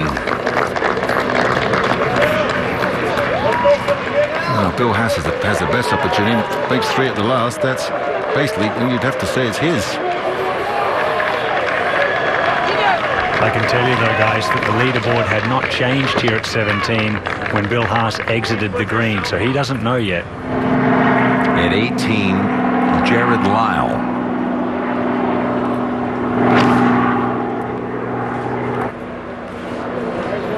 Hole location way in the back left corner. Boy, he found it, but it hops past. Wow, that was unfortunate. You got about the steepest, but right down that left-hand side of the green, it really comes in hard for a good 2 or 3 paces into towards the middle of the green. So really, you don't really want to go at the flag. Anything kind of 4 or 5 o'clock is the ideal spot to leave it. Marshall waiting for word that the fairway has been cleared. But you got a couple of guys who can stripe it out there a long way. Give an extra pause before you send off Haas, our leader, at the 18th.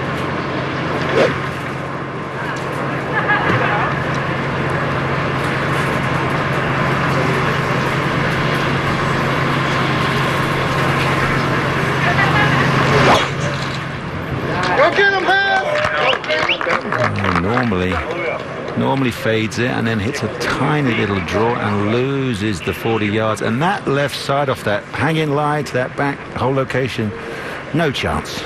No chance to get close. Not super close anyway. To take middle of the green there. That's a seriously good shot to be middle of middle. It's starting to feel like playoff maybe as we go to Gary at 16. All 24 balls have been in the bunker. That's 8 iron.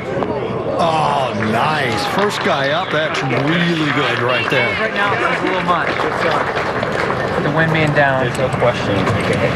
Here we go again. Yeah. And the last thing I think he said, David, was... You have to be real conscious of the wind here, Phil. Okay. Good downside away. He said 9 irons are club. Is he at 9 iron? Yes, he does. Oh, wow. We saw him get it there easily yesterday. And the one thing that he hasn't managed when he's tried to hit the hook shot, he hasn't quite hooked it enough the last couple of times. There's nothing going on right now with the wind. So if the wind comes up at all, I don't know if he's got enough. Well, no, it's definitely into the wind. I mean, there's no wind in your tower because you have a tarpaulin behind you. Oh, that's why I couldn't feel it all day. 9 iron. 1 back. Newt. Thermometer. Come on. Sit. Sit down. Sit. Oh. Sit. Oh, he's right. Actually turned that one over too much. Come down. There it goes. Beautiful. And that's going to end up, David, probably about 10, 12 feet away. Dead pin high. Excellent shot. He's 9 iron this hole to death. A little wry smile. Here, this will be hit hard. Made birdie here yesterday. And this is pummeled down the left center of the fairway. And he gets the speed slot as well. Hang on, let's just check the numbers. 327 yards. Only dear old Bubba. Guess what? The Bubba Watson 340. It looked like in reverse, a car going by you at Daytona in one of the turns. Haas sitting on top of the pole at the moment by 1.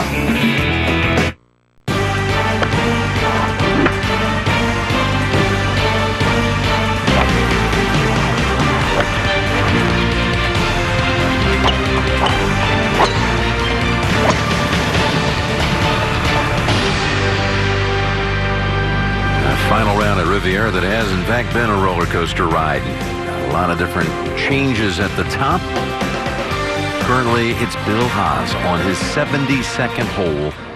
He's waiting while this group clears. Here is Jared Lyle's 3rd shot. That was a good call and a very good effort. All week long, a very good effort. Just a little tap in away from becoming the third player in at 5 under par. Hey, yesterday, too, he had a lot that just seemed to catch a piece of the hole and lip out. Some good scrambling. He made a couple of really good up and downs from the bunkers. 16.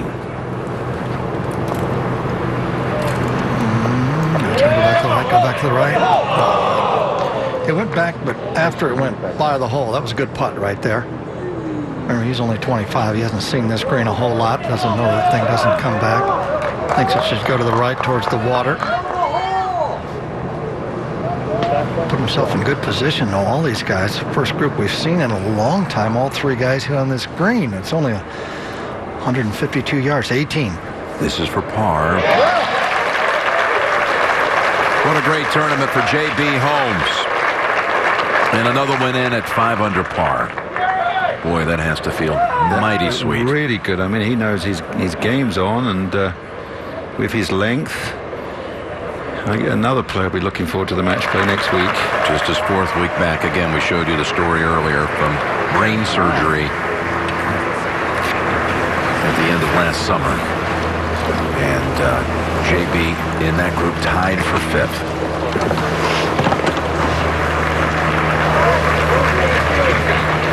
Well, there's the hole location down there. So trying to get it all the way across that corner is very dangerous. I don't think he's going to try and do that, Nick. Yeah. He's got 7-iron from 201. I think he's playing out toward the middle, short right.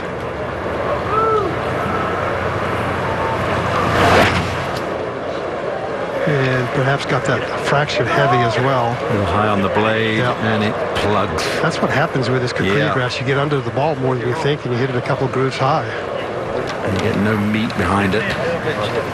So that's his brother right there caddying for him, Jay Jr., 16. Well, the longest putt he's made so far today, 6 foot 8 inches. This is 8 foot 9. His longest of the day, and he needs it. Now this is another one. What a difference a day makes there, or a week. Last week he made 146 feet of putts in that 64 round, and today 68 feet of putts. And, you know, he's had confident misses here today as well. That ball just hit a little firm. Yeah, 10 one putts on Sunday last week. Same kind of greens. Just different set of circumstances. It's so funny when you see a couple go in, and you just keep seeing them go in, and when you miss a couple, you start looking at the edges, and you just don't have that same trust, that same confidence. This putt just over 3 feet.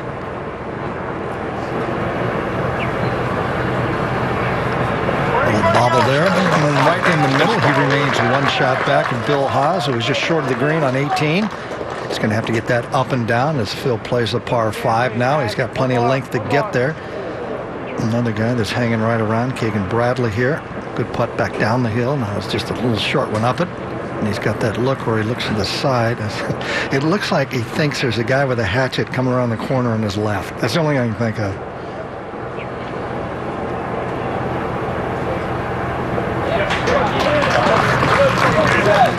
Good pars. It's only a short hole, but it's been very difficult today. A lot of high numbers on this hole. A lot of bogeys. Let's go to 18. Now let's see if Dustin can make the most out of another massive tee shot. Well, it's going to be a massive pitching wedge from 159.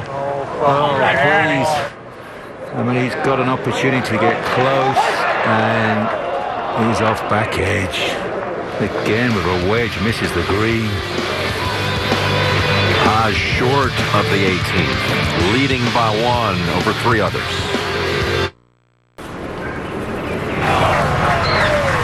Keegan Bradley on the tee at 17. He's played this hole well the last 3 days. Par, birdie, birdie.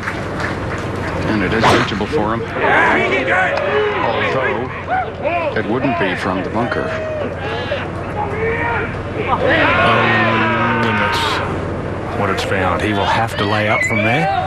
And may have to lay up well back. Phil hasn't played this as well as he'd like. He struck that one. No bunker where that is. That is just punished up the left-hand side. Absolutely pounded right up into the mayor's office there. That was striped just like the stripes on his Tom Ford trousers. Beautiful hole. Over 580 yards, slightly uphill. All the bunkers right in the perfect positions. Great design. To the last. And here is our leader. Can he get down in 2? Oh, he's got a lot of loft. But traps it nice. Oh, it digs, but keeps going. Did well to climb up the hill. Pretty good shot there, Peter Costas. It was. I thought he made it a little bit more difficult by going with, as Nick said, a lot of loft. Scary. That was the really bite.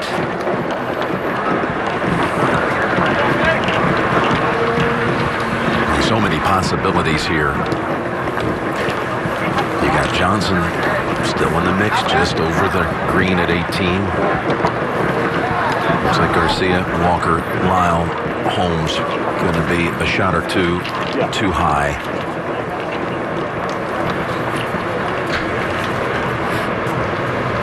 Oz will have a long wait to think over that crucial par putt.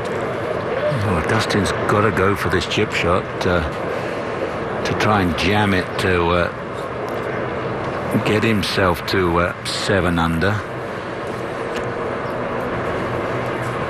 Sticky lie. Of course, you chip it in, and he might win the tournament right here. Yeah. Oh my gosh! Blade City. What was that? Please. Well, Peter, you were talking about this earlier with his short game chipping and pitching. Yeah, he feels like he's a better chipper than that. But, you know, in my estimation, as good a driver of the golf ball as he is, I think he'd just get a little bit better in the short game, and 125 yards and in, he'd be a world beater. Oh, he's going to hate that. That's just wrecked his whole week there in one chip shot. And he's done all that work, and you can't handle that. I will make one comment, though, Jim. It's great to see the gallery surrounding this amphitheater. Past few years, the gallery's been pretty sparse, but this year it's awfully nice to see the people out here supporting the tournament. No, the tournament has really, it has caught a big-time second win. Jerry West getting involved, rallying the community. Northern Trust coming on board and making a huge commitment to the tournament, and it is quite a sight here when you get to 18. I was talking about Jerry West, and he has for the second year now. Actually, I believe it's the third year now that Jerry has come in and brought his leadership to this event. Dustin Johnson's maternal grandfather, Art Wisnant, was drafted by the Lakers back in 1962 after an All-America career at South Carolina. And he's hopping mad. Look at him. He cannot settle down here. He knows this isn't just short of impossible. This is a one-shot wonder to make this, to stay at 6, but Bill's got 1 for 7. And that's going to go outside of Bill. He's going to get him a read right here. Oh, my. Yes. Well, I don't know if he will go. That is huge. That last rollout, an inch or two. I don't know if he will go because his left foot might be on Bill's line. How many guys are going to go home this evening and think about the shots they've thrown away? No kidding. I think it might have given them a chance to win. Well, he's thrown 6. We've seen, realistically, what have we seen just on this back 9 for Dustin? My goodness. With a wedge. With a wedge in his hand. Yeah, just that's all you got to practice, mate, next week. 17. Well, Keegan Bradley and Phil Mickelson don't know what's going on ahead at the 18th, but they do know that they need to make a birdie. Keegan Bradley must make sure he misses the lip. David, can he get, what do you think here, just 5 or 6 iron on this? He can certainly get 6. I don't see the point in 5. Just miss the bunkers further up. Miss the lip here in front of him and get it in the fairway. Just lay up between the 2 bunkers, Ian, isn't it? Yes. Yeah, it looks more like 7 or 8. Yeah, that's all you need. I agree. Take what you think you can get over there and take 1 less. Make sure you get over there. It doesn't matter if you've got to chip at 9 iron into for your 3rd rather than trying to force it. Well, it's been an unbelievable 14 months on tour for Keegan Bradley. He was a true rookie at the start of last year, and now he's looking for his third win. Just his 33rd start on the PGA Tour. I'd like to see him make up his mind a little sooner. It's just fine. Yep. Phil now with the 3-wood out. 260 the front, 281 the hole.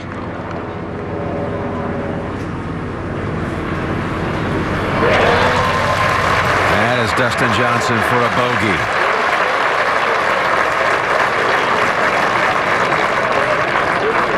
It got sloppy here at 18, and it did yesterday for him at 17. And we go there now.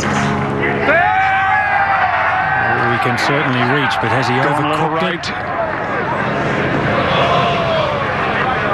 Go get it, Phil. Okay. Phil, you got it. All depends on the lie there for Phil Mickelson. Well, Bill's just had a read, so I believe he's just brushed this one in. Oh, how perfect. Bill Haas, post 7 under, and a round of 69.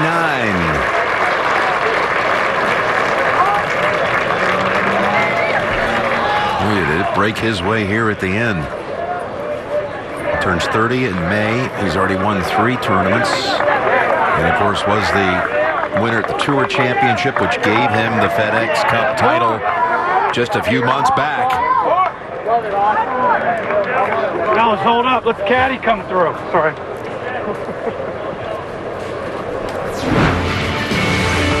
He had a moment at that Tour Championship. This is it right here. Out of the muck. Going against Hunter Mahan. Look at how he played this shot to make par. On his way to winning all the prizes you could find. The $10 million for the FedEx Cup. The title there at the Tour Championship as well. That's got to be a free experience when you win something like that. Age of 29, you come out the next year, you know, you're pretty well set. You know, you don't have to worry about qualifications, the financial part of it. That's over with. I spoke to him early in the year, and the biggest decision he had to make was they were building a new house. Were they going to put a pool in? Well, the 10 million ended that decision. Yeah. In goes the swimming pool. Yes, right.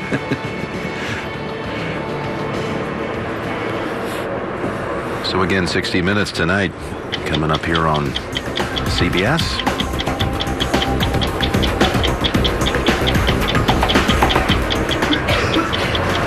And Jimmy, that had to be the shot of the season. That shot from the water at 17. That'd be perfect. At East Lake last year. The wind may even shove it a yard or two. All right, Keegan Bradley set to go. Third shot, laid it well back. He's got 174. I hope he doesn't do all these rehearsals at Augusta. Well, caddy Steve Hale, 174 yards. He has given him 8 iron up the hill with the wind. Little ridge about 12 feet short of the hole. He has to clear that. If he lands an 8 iron into that, it will come back. He got all of it.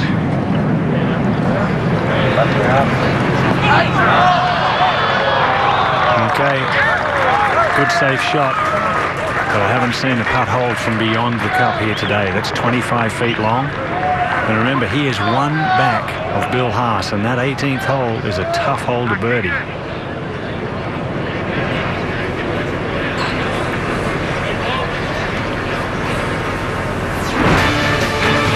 So while the season's first major is just a few weeks away, month and a half away, the last major was down in Atlanta in the playoff with Keegan Bradley and Jason Duffner. That was just an incredible moment on that first playoff hole at 16. Duffner, Jason had it in there so close. Keegan went on to play the 3-hole playoff stretch in 1 under par to win it by 1. Looks like he's got his Sunday outfit on. Yeah. These boys get stuck at a little They're traditions like no other, Jim? I wouldn't change. That would be unlike any other. No, me neither. I'd stick with it. How about this one, Ian, coming up for Phil? It's short side, obviously. Can he get enough action on it? Can you get this one close? The big problem here, Jimmy, is that the ball has come to rest. It's slightly on the downslope. It's not quite on the flat. It's a good lie, but as you said, short-sighted himself. It's going to be hard to get it to spin enough to keep it close. He's got the open face 64 degree. Boy, this is where you don't want to be. I'll tell you, he's got to land it in the thicker Kikuyu. He's got about a 6-inch gap. Either that or hit the flag.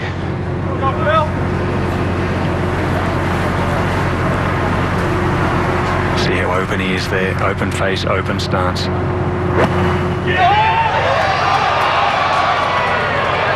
Almost impossible. I mean, if he can't do it, no one can. Yeah, that was a little unfortunate, David, to finish where it did. Had it finished 3 feet closer to the hole, it would have been a much easier shot. Not easy, but easier.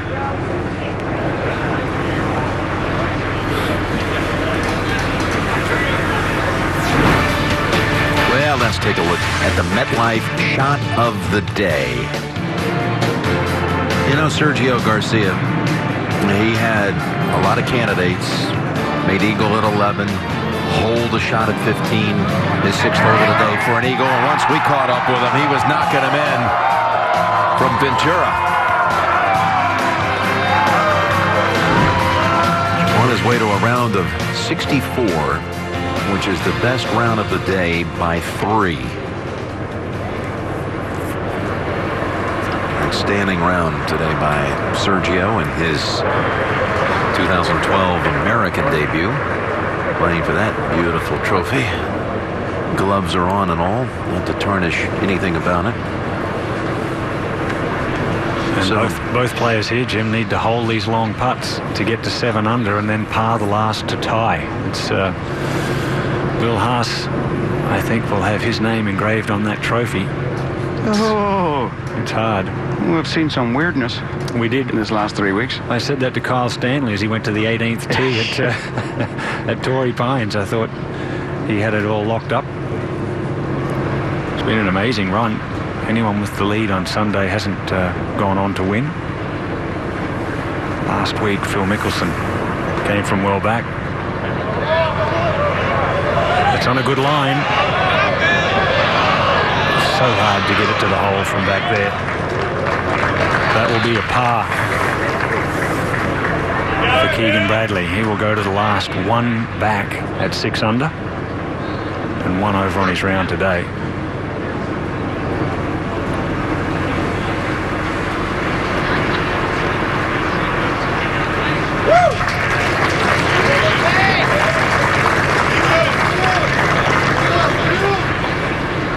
Just a poor second shot into the par 4 13th.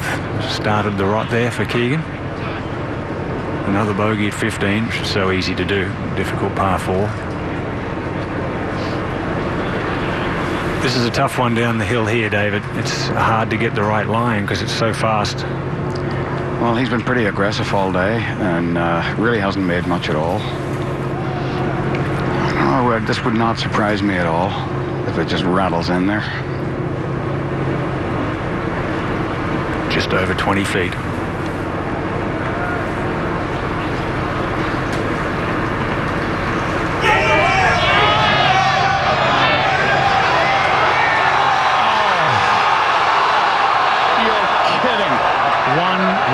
Short. It's been past the hole all day. Oh. That is as close as it appears. I can tell you it is 1 inch short of the hole. So 2 pars for our overnight leaders there at 17. They will go to the last 1 back of Bill Haas.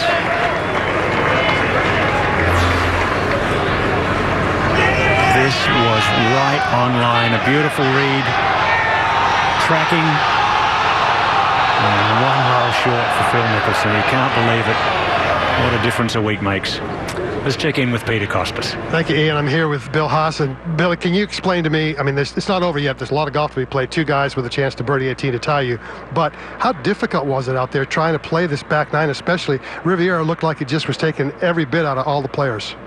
Yeah, it was playing difficult, and for me personally, I was scrambling. My swing it's close, it's not far off, but was hitting some loose shots and was just scrambling the best I could. Well, you hung in there, and a lot of guys are going to go home this evening and wonder what might have been. But you're right there with a chance to win this thing.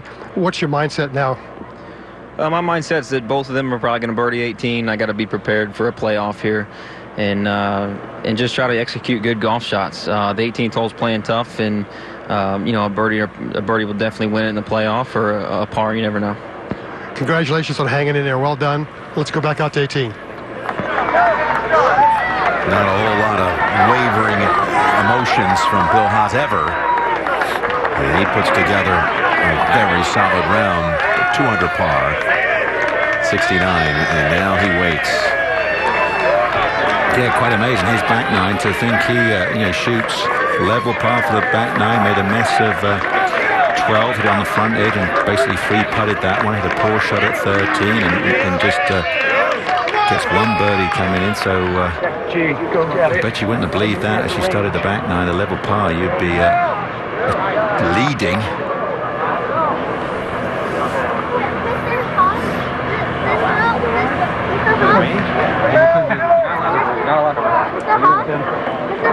Bill Haas is going to head over to the range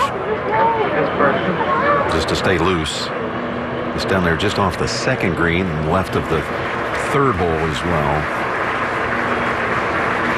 So it's a little bit of a hike. Well, I'd make sure I get a cart back up the hill if I'm needed for the playoff. Yes. Not a good time to be working on those glutes. Climbing back up that hill. Right, Mr. Bryce Mulder was just about the most consistent from tee to green this week, and on the rotten Sunday. 5 over for the day. It has the honor at 18. Oh, yeah.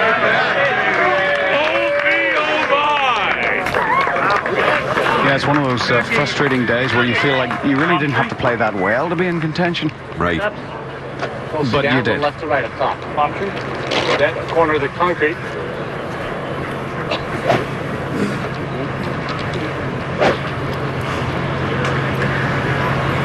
We've had 73 players finish up at 18 today. There have been 6 birdies out of 73. And Bradley and Mickelson each eyeing one here to get into a playoff.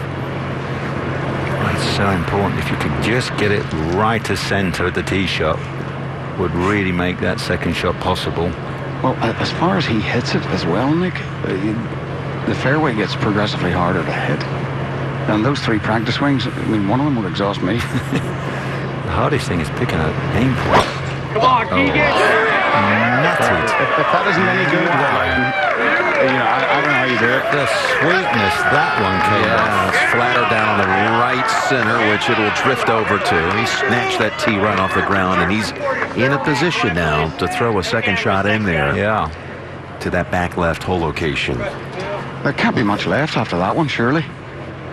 I could smell the air burning. It's not far, David, but please don't call me Shirley.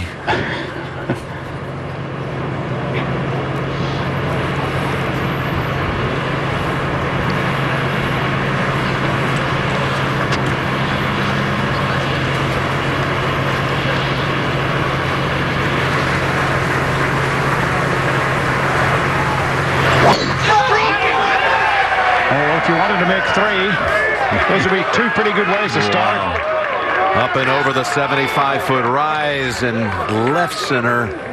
And again, a little flatter the more it drifts back middle. So big-time tee shots by the 2 pursuers. Bill Haas in the clubhouse with the lead.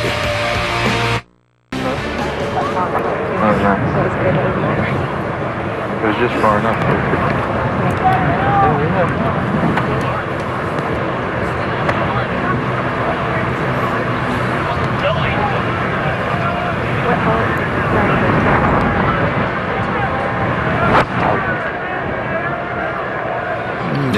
chance with that swing. It's like standing out there on a range, and all you can do is just hope you don't hear a roar, right? Exactly. But you have to stay, as you commented at the start, when he was being interviewed, you've got to stay in the same intensity. You can't go waving, can't go kissing the babies and thinking you're going to win, or you've just got to stay with it just for 5 more minutes to see what happens, and if you need to click into that mode to go back to that 18th tee and start again, well, so be it. Wife Julie down there on the range with him. All right, there you see the 2 tee shots. First we've got Mulder.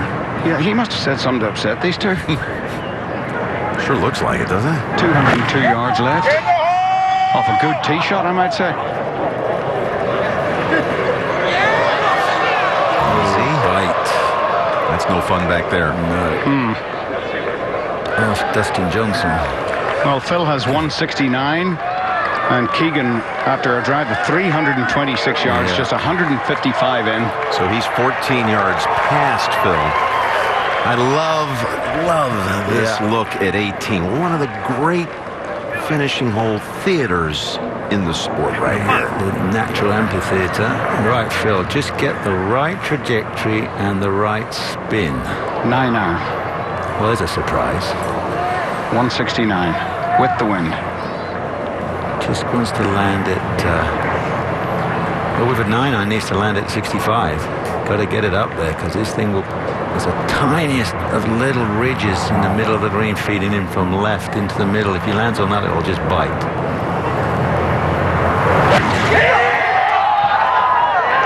Looked like it. Pulled it. Yeah, over the top. It's the professional way of getting that extra 5 yards out of it. But he would love to have carved it with a 9 on his hand, just go straight at it. Now, he hasn't made a putt all day. Maybe he's been saving it for the 18th. Well, Steve Hale giving Keegan Bradley 155, and he has wedge in his hand, and the question is, I think... If he keeps his posture, if he maintains that spine angle, he gets through it so beautifully, then he could hit a tiny 1-yard draw with the wedge, and it would get there. If he stands up with it and comes out of it, he'll block it right.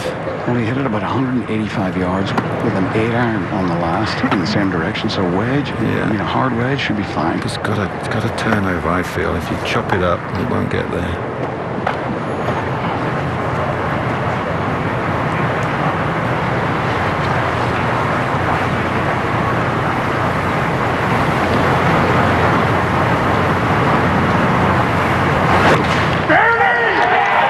Clean. It's a little right of the hole. Oh, it's a beauty. Got a very makeable putt for the tie. Yeah, right in that slot, Jim, 4 or 5 o'clock. That's the only place you can come from to make a 3 at 18.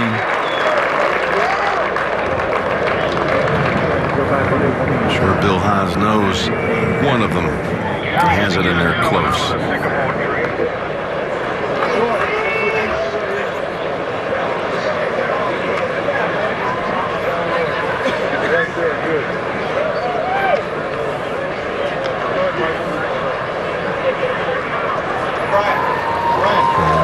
Crescendo here in a moment. Just a few more steps as they will shower the final 3 with appreciation and respect.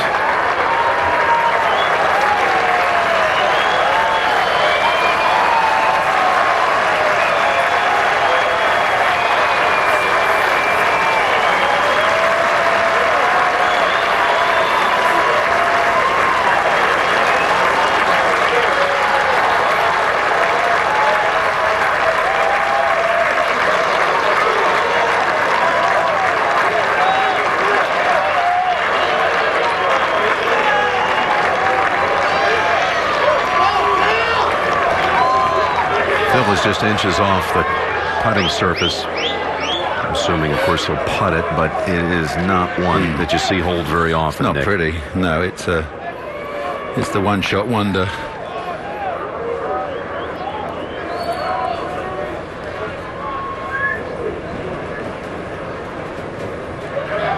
Well, we talked about how you have all of these NFL quarterbacks who were in the gallery today. From Phillip Rivers to Matt Moore of the Dolphins to Tim Tebow. Maybe there's a little, who knows, Tebow-like moment coming up here on the 72nd. First he got Mulder. That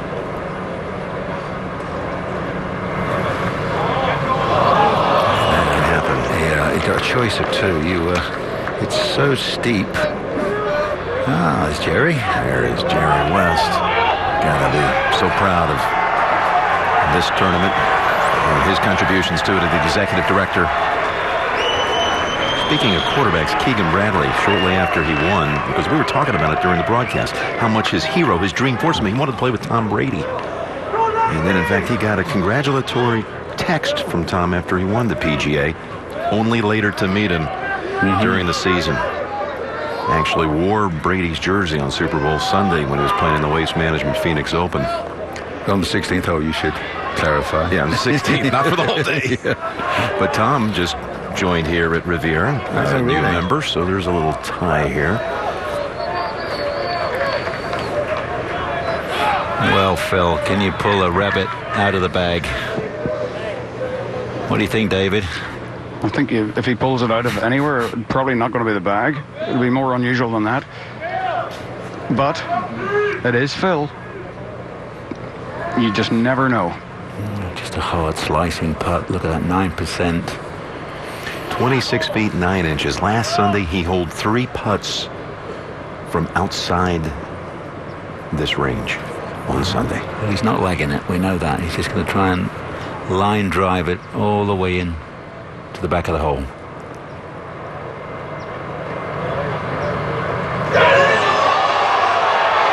Got a chance. He's done it! Whoa! Waited all day long for that one.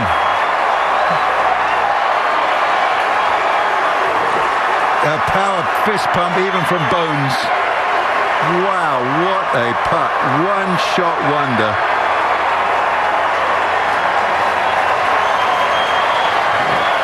Saved it for the perfect stage. Wow, that was loud. Still is. Bill Hass's heartbeat just went up 50 notches there, I think.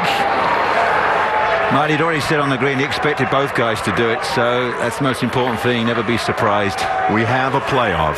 Will it be between Mickelson and Haas, or will Bradley join him and make it a 3-way game? It just needs to keep this one high enough. Bill Haas had this line half the distance, only hit it right edge. He can just go a ball outside, hit it firm. It should just track. There was some serious jumping on the side of that hill. Yeah. I don't know what that does to the nerve of Keegan Bradley right now. No, he's pretty focused. He knows how to just give it. Can he do it too? No, it's not going to. Yes, it does! Oh, how good is this? Well, we've got to give credit to Bill Hass. He called it. Both guys are going to make 3. How about that? Gosh. 6 birdies all day long. You get to the final group, a must situation, and they both deliver the goods.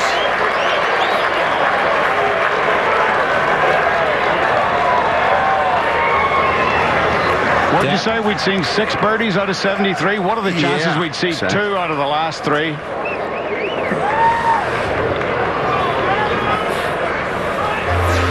Phil was first. Even with a bobble, but it tracked hard. Held the line, smashed it in. Straight to the back of the house there. Rolling around, pounding the ground. Falling off the hill. Some of the best reactions you'll ever see. Just look at the background. That's nice.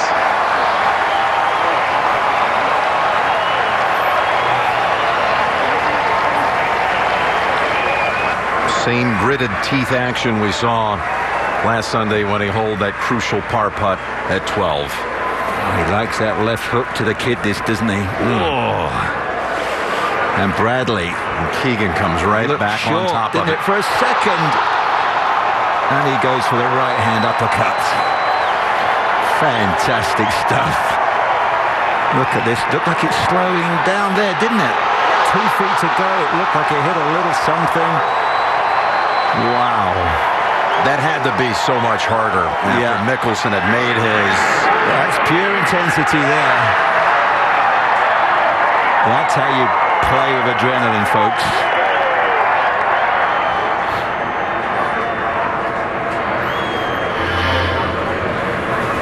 Go sign the card. And then we'll get set for a playoff. And guess what? They're going back to 18. Bill Haas, you've got company. The Mickelson family out in full force. There's going to be some playoff coming up here on CBS.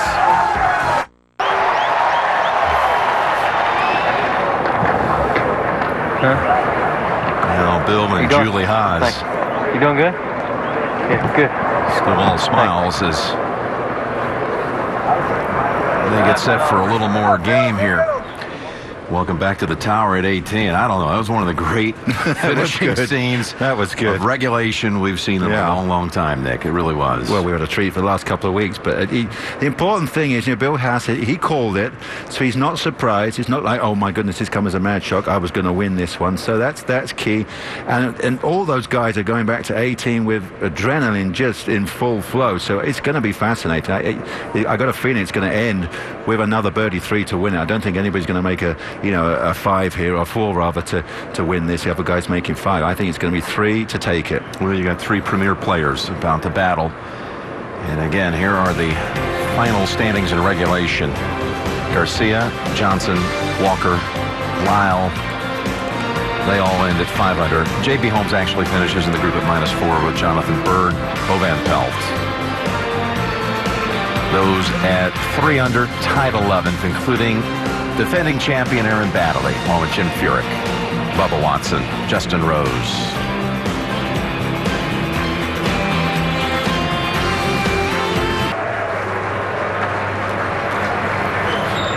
Again, at the 72nd, Mickelson had to make it, and that he did.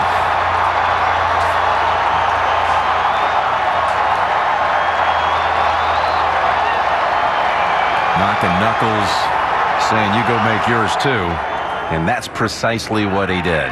And more jumping for joy at 18 by everyone. I tell you what, that's only the 29th and 30th birdie on the 18th for the whole week. So what's that? That's 600 goes, isn't it? 150 yeah, that's right. players. Give you some idea how difficult 18 is when you get 2 in the last group. Bill Haas, he didn't have to walk back up that hill.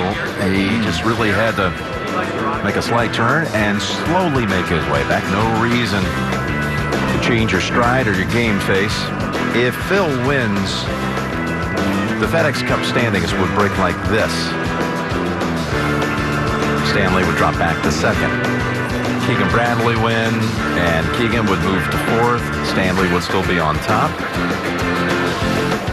And a Bill Haas victory would put Bill in 4th position, Phil in 3rd, Keegan Bradley in 8th. So they're all, again, we're talking about a PGA champion here. We're talking about the FedEx Cup champion. We're talking about a 4-time major champion. Now they try and slow themselves down. All the adrenaline. Phil ran up the steps, up to sign his card, ran back down the steps, and now you can see walking a little bit slower, trying to settle themselves down, ready to take this playoff on. Keegan's wins last year, the 2 wins in his rookie year, both came in playoffs. Rick Waddell, Chairman and CEO of Northern Trust. Mark Russell from the PGA Tour, Jerry West. Gentlemen, we're going to play 18, 10, 14, and 18 in the playoff. Mr. Rick Waddell, CEO and President of Northern Trust, is going to help us here, our host for the week. Bill, you finish first. You'll draw first.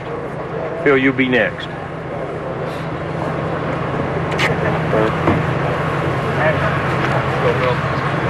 Okay, Phil's going to lead off. Keegan, you'll play second.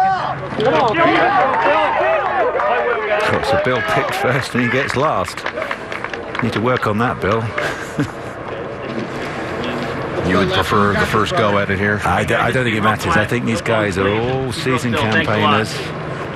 The most important thing is, control. Just take that adrenaline down a notch. Most important thing, as we've seen, you've got to hit this fairway.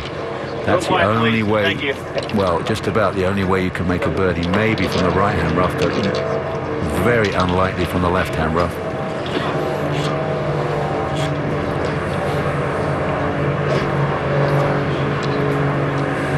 Yeah. Deep breath.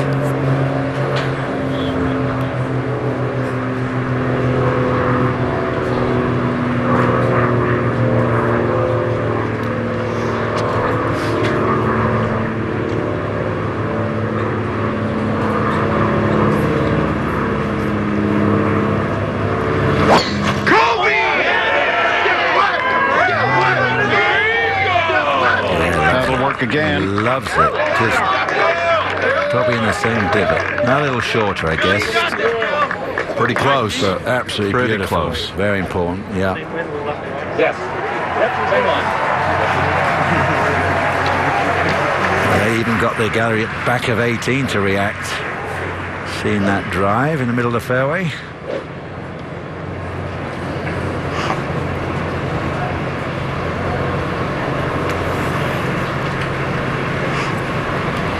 See his target. That's what he's working on. Target. See the shot.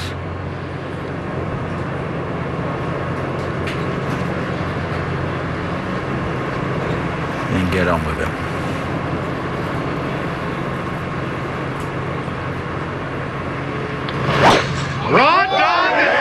He hammers it again. He loves it again. That one is nuked. Oh, it's just... Was that Phil's ball? It went bounding by? It may have flown past it. It flew almost to Phil's. Is that Phil's? No, I thought Phil. My goodness. I think it's way down the highway past Phil's. Wow. Now Haas, who's birdied it 2 times. Well, that's all right. Yeah, I think he loves that one as well. Yeah, these guys are seasoned campaigners. They know what to do. That's very impressive up 18. 3 strike drives.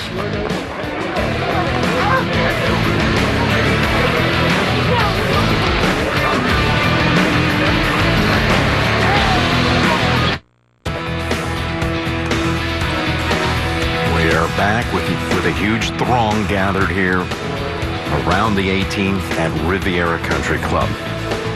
The Northern Trust Open, the history of this tournament dates back to 1926, when they had 251 entrants in the first Los Angeles Open. It was billed as a golfing classic, the biggest the West has ever known. It was so big that Damon Runyon was sent up to cover it from New York. $10,000 purse, and Light Horse Harry Cooper was the victor. Now, there have been years of great events here, and this one already, with what's unfolded, the last hole in regulation, it's going to rank up there with the best they've ever seen here in Los Angeles. Now, Phil is way back there, isn't he, David? What happened with that tee shot? Well, his tee shot actually took a huge kick up in the air rather than forwards.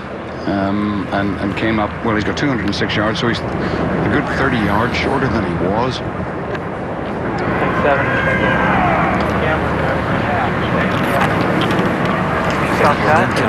Grabbing a 7-iron. Yeah. It is downwind.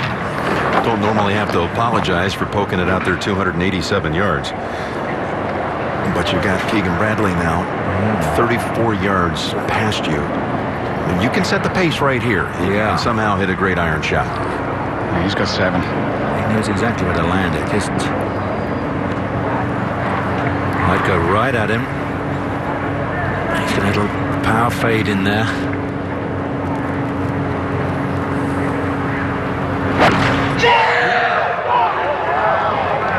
Again, It's towards the right edge of the green.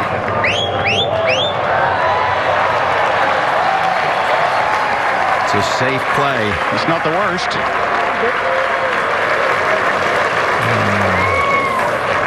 I've got a feeling that was kind of right in between clubs there.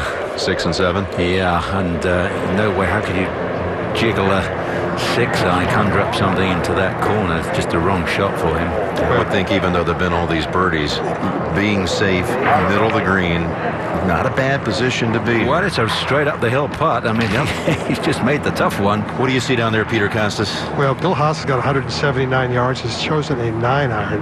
Oh. And put it back in the bag and went to the 8. Oh, good. Good.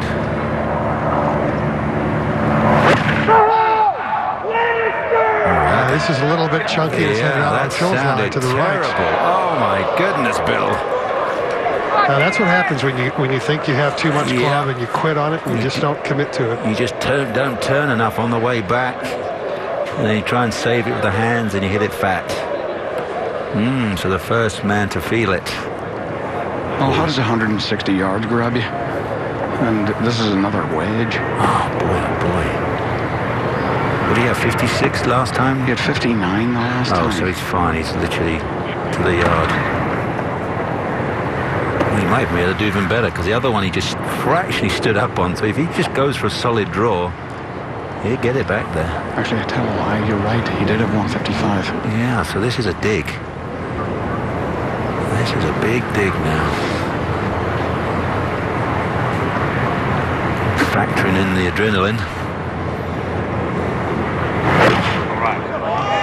Picked it clean again. It's on a similar line. Wow, how did it keep going? How did it go forward with a wedge? And that's not an easy putt from back there. I mean, it's not like a three-putt territory, but it's not hold that often. Yeah, it's breaking so hard. To pick the apex is so difficult. Well, for a moment there, I thought, wait a minute. I thought it was going to bite and be 3 feet. It could have been close. I'm amazed. There's a tiny little ridge in that left middle of the green, and it must have just landed on the downslope. You know, he may have hit that a touch thin. Yeah, but even if he did, I would have thought thin would still be spinning. Anyway, if the playoff is extended beyond this 18th hole, they'll head over to the 10th. And then after that, it's 14, and then back into the rotation if necessary, starting all over again at 18.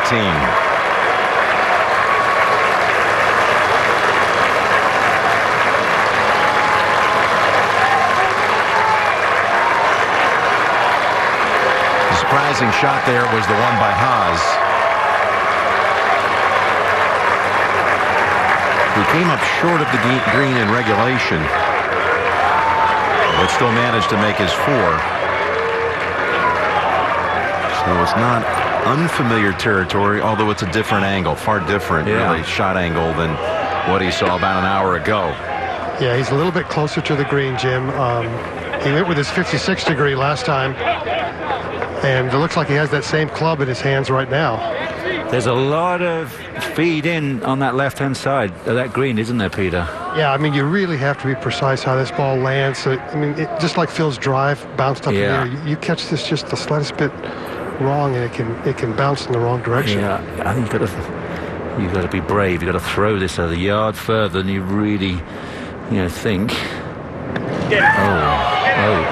Sounded a little chunky, but it's going to run out just. We were talking about can anybody get the green, and Bill Haas didn't lay up to the right. All three of these guys wouldn't hit this green in regulation. Again, holes 312. I love this little hole.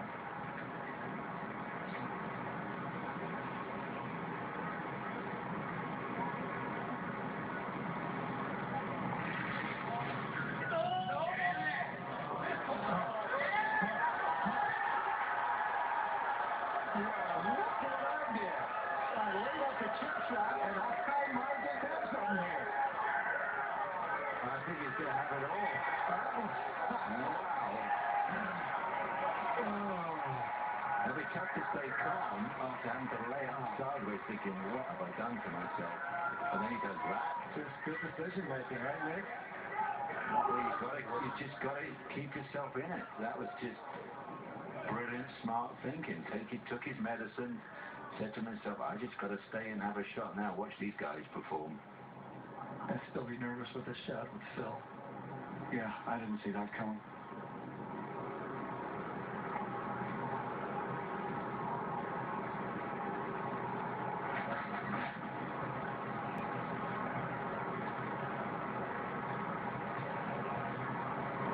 Flag out.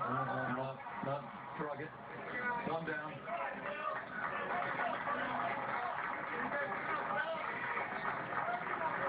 Looking for a second win in a row, and it looks like it's stunted now. And we've got one guy left standing. I mean, what are the odds, of Bradley and Mickelson making 3 at the last to tie Bill Haas, and then Bill Haas making a 3 in the manner that he did here? They're astronomical. That 18th hole, I started to come in and we had a playoff hole, but I said nobody can birdie that 18th hole when they have to. You never see that, ever. Well, both of them did. Well, Keegan Bradley has a keen sense of the dramatic, it seems. He likes it here. He loves the stage.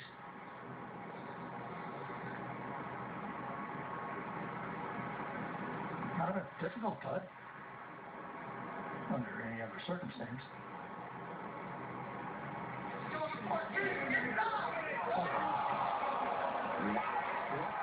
For Bill